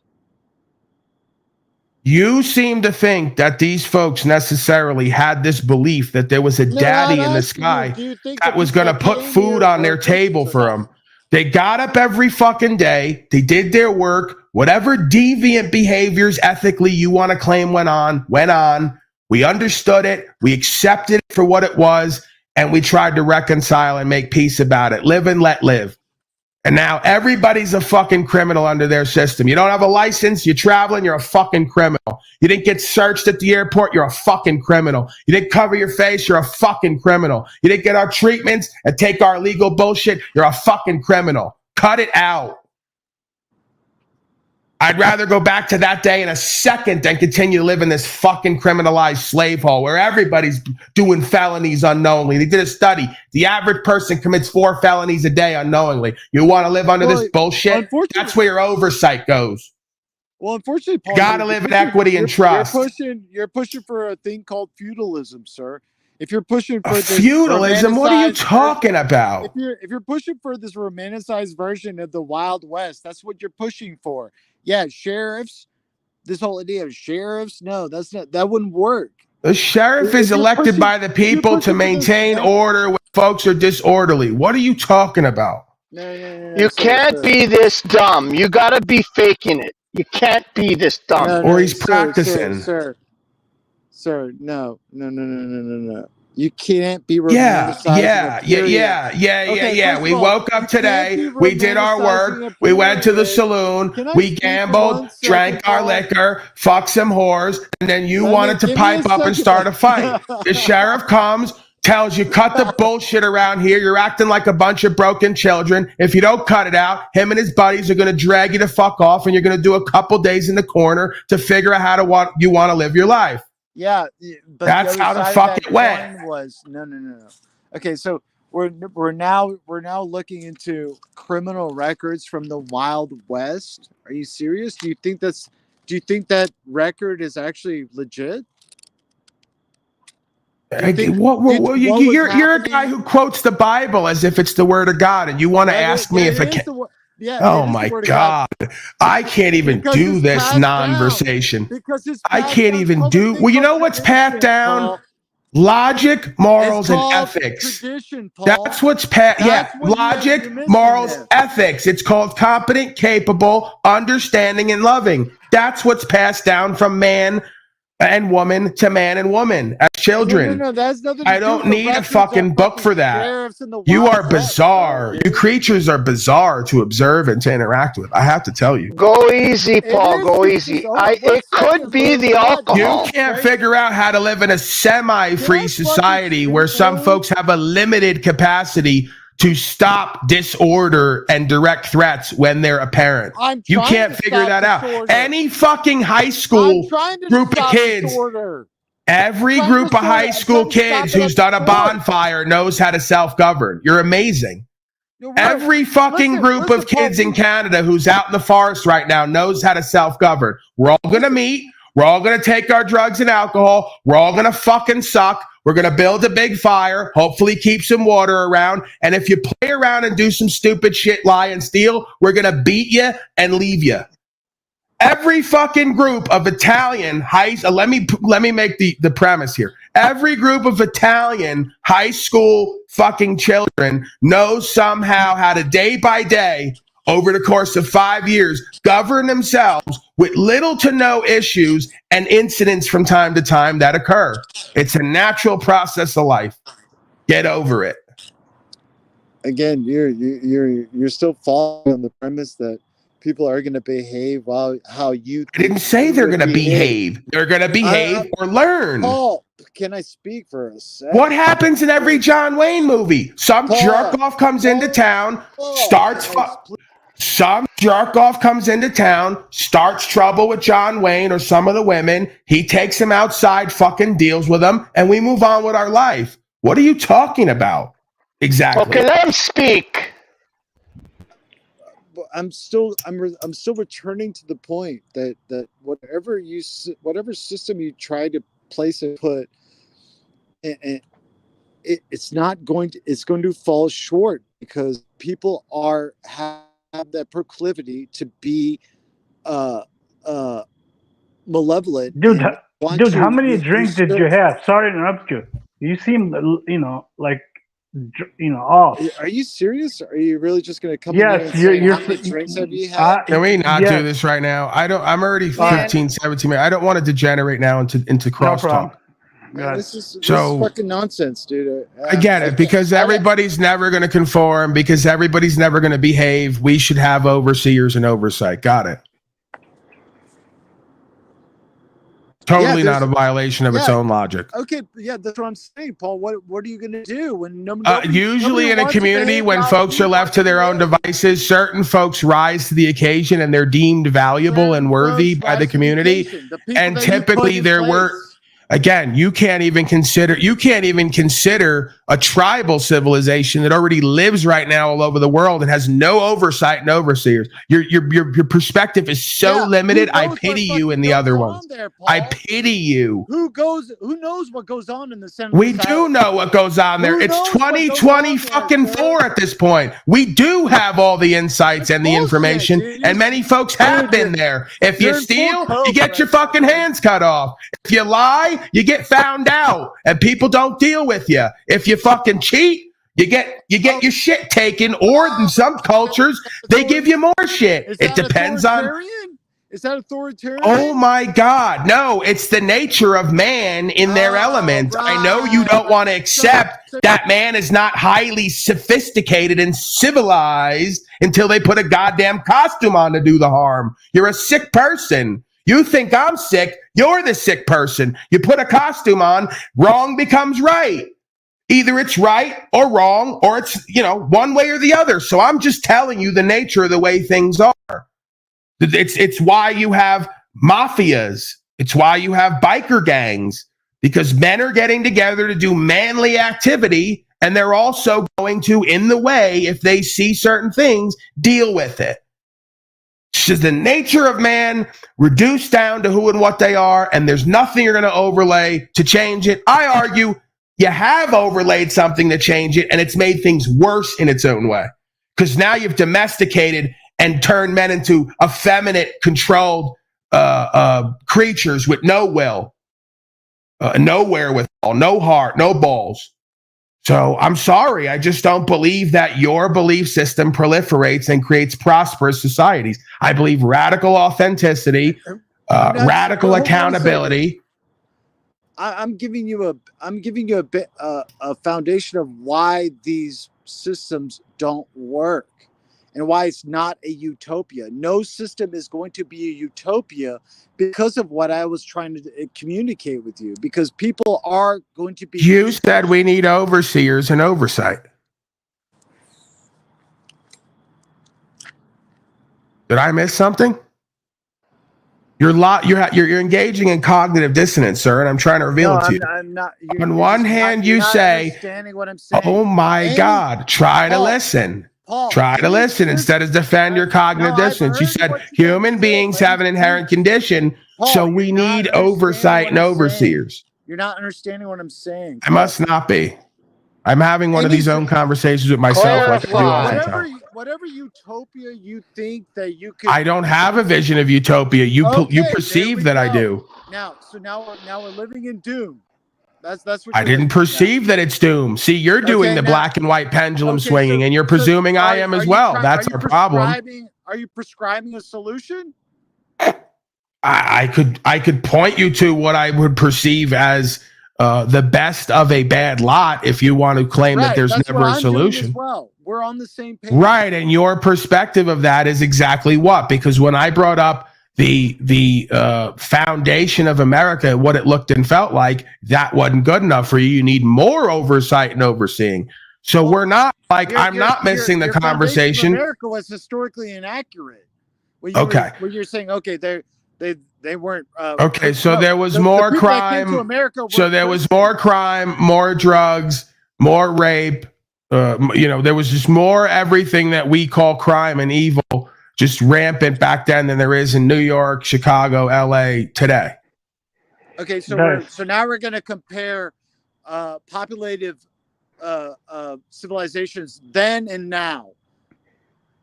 What else are we comparing then? How are we deducing or drawing the conclusion? Like, are we doing a comparative? Are you telling me that there wasn't crime then?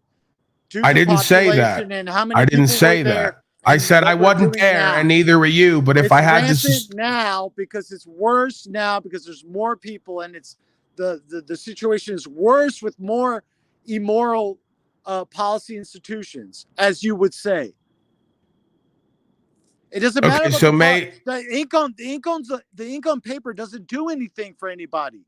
Has that deterred anybody from committing crime? am I missing something, or has he now not changed his position midway through the? No, you're not missing anything. Multiple he hasn't changed anything. times.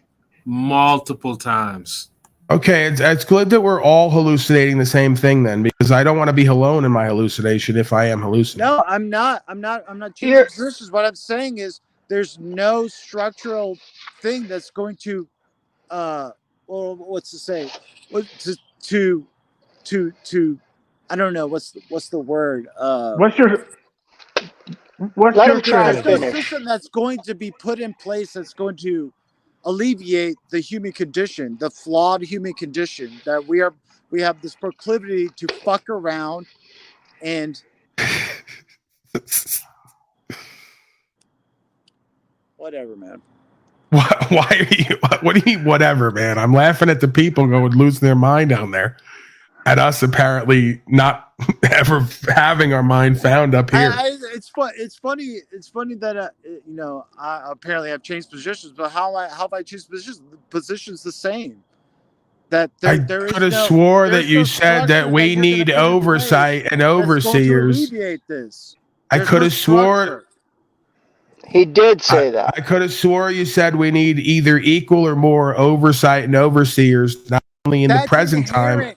With a society, with building a society, a coherent society that can cohabitat. That's part of it. Unfortunately, in this modern age where it's a little bit, there's a fucking fuck ton of people. Are you drinking like Kem says? I'm just curious. I don't know what the hell he's drinking, but he's drinking something. Are you huffing gas? Are the gas optics high or what? This is what happens when you drink online. They claim you're drunk all the time. I don't know anything about it. Hey, listen, let me just talk to him. I'm just saying, I don't know what you're doing. Ice, really? Goodness gracious. Save this man. Go ahead, Paul. What are you claiming exactly now? Because maybe I should probably wrap up around the third hour. I seemingly start to hallucinate after the third hour. So what is it you are claiming exactly? Because I'm claiming we need a limited foundational form of government, if anything, looking a lot like what we know as the Wild West, which I contend wasn't as wild as modern day Compton. What I'm saying is, okay, you can claim these statistics from the Wild West saying that, it wasn't that criminal, but it's hard to verify that, for one. I think most people tended to live and let live so much that when crime did happen, it was sensationalized. Oh my God, somebody robbed a train. They're robbing trains 10 at a time on New York City right now. Every 5 minutes, so you someone's getting robbed. Now the crime is more rampant. It's more than it is in the Wild West. What I'm saying is that there's no sort of structure of you could say, yes, there is. It's called family and community. It's called family and community. On the same page. Ever. It's called family and community. Yes, there is. Yeah, we've just lost sight of that. But it's not. You're not speaking in reality's terms. Reality, right? Because the reality is you got a bunch of inauthentic corporate males who spend their whole time chasing money and status rather than raising their children to be productive individuals of good sense. Anyway, I guess my point is lost here. It's all good, but it's good to hang out and talk, man. Hold on, toilet bowl, don't go. Can I ask you a quick question? Do you believe that if everybody was, can you get a fucking headset that works? Can you get a fucking headset that works that I don't have to keep pressing buttons to stop it from clicking and clacking? Anyway, I gotta get out of here, Paul. Good talking, bro. All right, we'll see you later, TB. I don't know. Maybe he was making a point there. Maybe I was jumping the gun. Maybe I wasn't receptive to what he was saying. It seemed like he was changing positions. Seemed like he was contending for some things and demoting, promoting some things, demoting other things. I don't know what the disconnect is there with folks, but it's okay. Am I clicking? No, you're not fucking clicking. I'm clicking. I suspect that if we were to press him, and I wanted to ask him, I guess I was clicking too much, but I suspect that if we were to press him and ask him, okay, if everybody was a Christian, God-fearing Christian, and there were no more Muslims or Jews or Hindus or whatever else, would society be good then? I suspect he would say, yeah, it would be a good society then. Am I wrong, Toilet Bowl? Put it in the chat. I mean, it's No, usually the end road that they're all going to get to is my belief is superior. It's the only thing we have, and without it, we're lost. And I go, we've had that all already.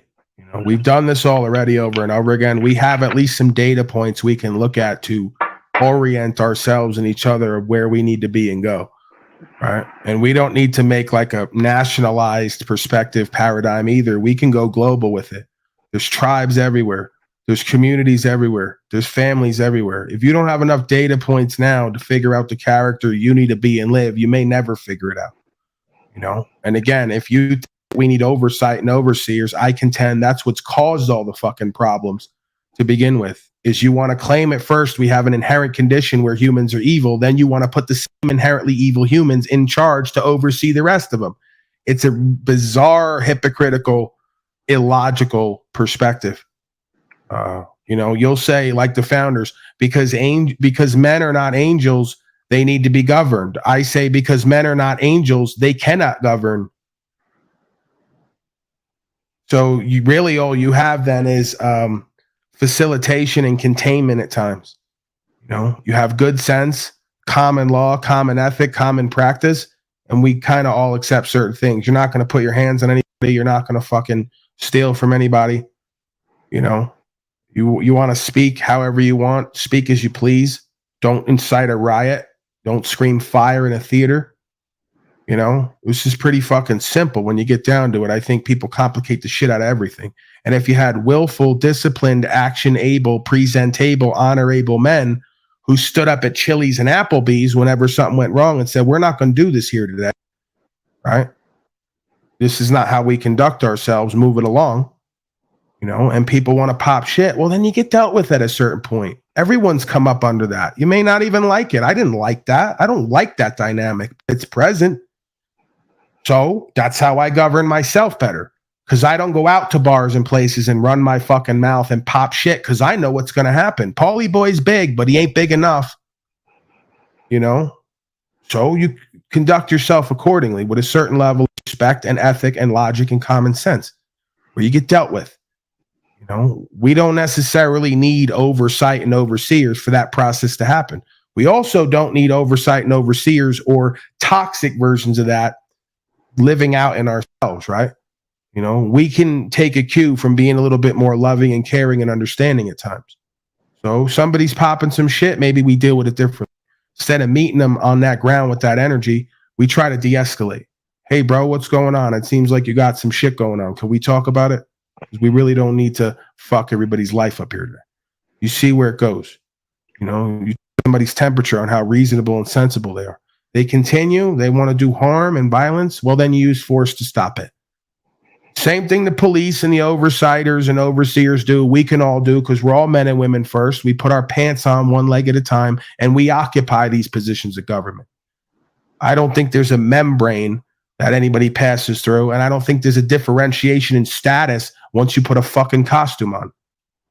You could argue all people who seek to be put in costume may have the potentiation for abuse of power. Those of us who don't seek a fucking costume may handle power the best because we may know what to do with it, when, why, and how, and only use force when it's absolutely necessary. Because there should be a better fucking way, you would think. And then life's a gamble, right? The unknown plagues folks more than the known, it seems. Once you have enough experience and enough knowing, you're not as afraid of the possibilities and the outcomes. You just do what needs to be done. Yeah. All right, man. Give me a final word. I think I'm going to wrap it up. I'd like to eat something today. We're already half an hour over. I don't want to get too much of a headache, and the more that I stay on this thing, I usually wind up developing more of a head sensation, if you will. I don't blame you, Paul. I'll go. I just wanted to say a little something. If Toilet Bowl is still listening, the idea of the police today, right? I think that the idea of being governed by our inferiors comes to mind, right? Like some of these police today, these code enforcers, whatever the fuck you want to call them, they need to stop and think. Like the people that are going to deal with their children, the code enforcers, cops, police, whatever you want to call them, that are going to deal with their children, are going to be exponentially worse than them. They need not look any further than something like Kelly Thomas, where 6 or 7 cops beat him to death while he begged for his father, who was law enforcement, who was an officer of the law for 35 or 37 years. And these 6 or 7 police beat him to death, and while he begged for his father. Their children are going to beg for them, while worse men than them are going to beat and kill them. Right? That's all I would say, and that's it. Sorry to Look, take Lewis, it so. we have someone who's mentally, emotionally ill down there. This person thinks that I'm shutting down the broadcast because of something they said. I don't even know what they said. Oh How's my that God, for these you? people. Well, it's because they're important, right? They're extremely important. Right. Like bow down to soul. Right. What's it called? Soul what? So read athletics. This is another mentally, emotionally, spiritually ill person who comes here rather regularly. Amen. Thinks that they're so powerful and important. So very bizarre. Amen. Isn't that a Soul of carpenter's pencil? No, say Go ahead, praise give me the God. final word. I want to get out of here. All right. I just, Well, you know. All right, Paul. Fascinating. I think that's a blunt. bye. All right, Take it Lewis, easy, we'll Lou. see you later. Paul, we'll see you tomorrow. I know you just caused you a little headache, so we'll see you tomorrow. I'm just over it, man. You know, at a certain point, you kind of start to hit the wall, and I could keep it going, but why? Yeah. Soul Read Analytics had their way with me. I saw their comment. I got really upset. I said, I got to go.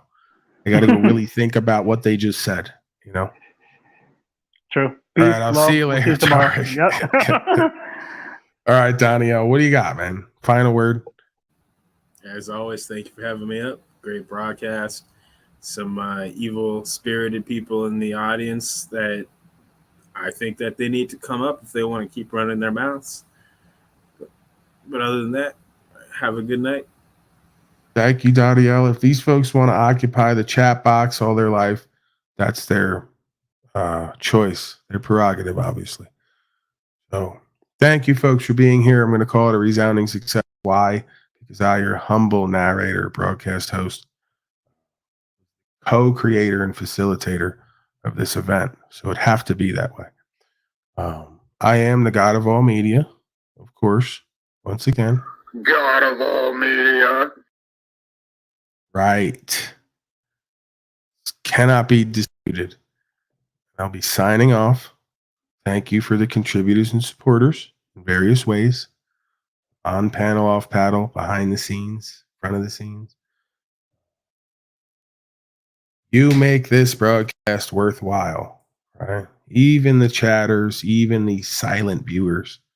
It takes everybody to make it work. So I'm thankful, I'm grateful, I'm willful. I feel the will within me waning at times on these panels. But that's part of the test. It's part of the practice. That's what makes it all work as well. So I'll be back tomorrow, as always, 7 days a week, somewhere between the 12 and 2 hour, I'd have to suspect, barring some act of God or the state, which of course we know is becoming more and more the same each day, one and the same, right? If you give these citizen slaves and their masters the way, the state is God. Okay, and they will dispense their code for you, and you will follow it or face judgment and consequence. And that's the way they like it, right? Keeps order. So, yeah, looking forward to seeing folks back tomorrow. Until then, get some rest, get some reconciliation, get some sustenance. And if you've not done anything productive yet today, I don't know what the fuck you're still sitting on the couch for. Those underwears with the hole in them. Get up, get out, do something, create something, Move yourself and somebody else. Have a conversation with radical authenticity. Change your perspective. Inspire, influence yourself and others in your own way. The way, rather. If you wish. If not, just sit there on the fucking couch, waste away, blame other people, cry and whine and be the victim, and let this place get taken over by folks like Jeffrey Epstein and Harvey Weinstein. Pretty much anyone else with the name Stein on the end of their name. I don't want to get into it. Okay. This is what TBE's been researching. He's been sending me over some documentation. Can't talk about it. All right, I'm out of here, folks. Mazel tov, of course. We stand with Israel and Ukraine and whoever else we're told to, and nothing's going to change that. Because we're good United States citizen slaves. I'm out of here. Ciao.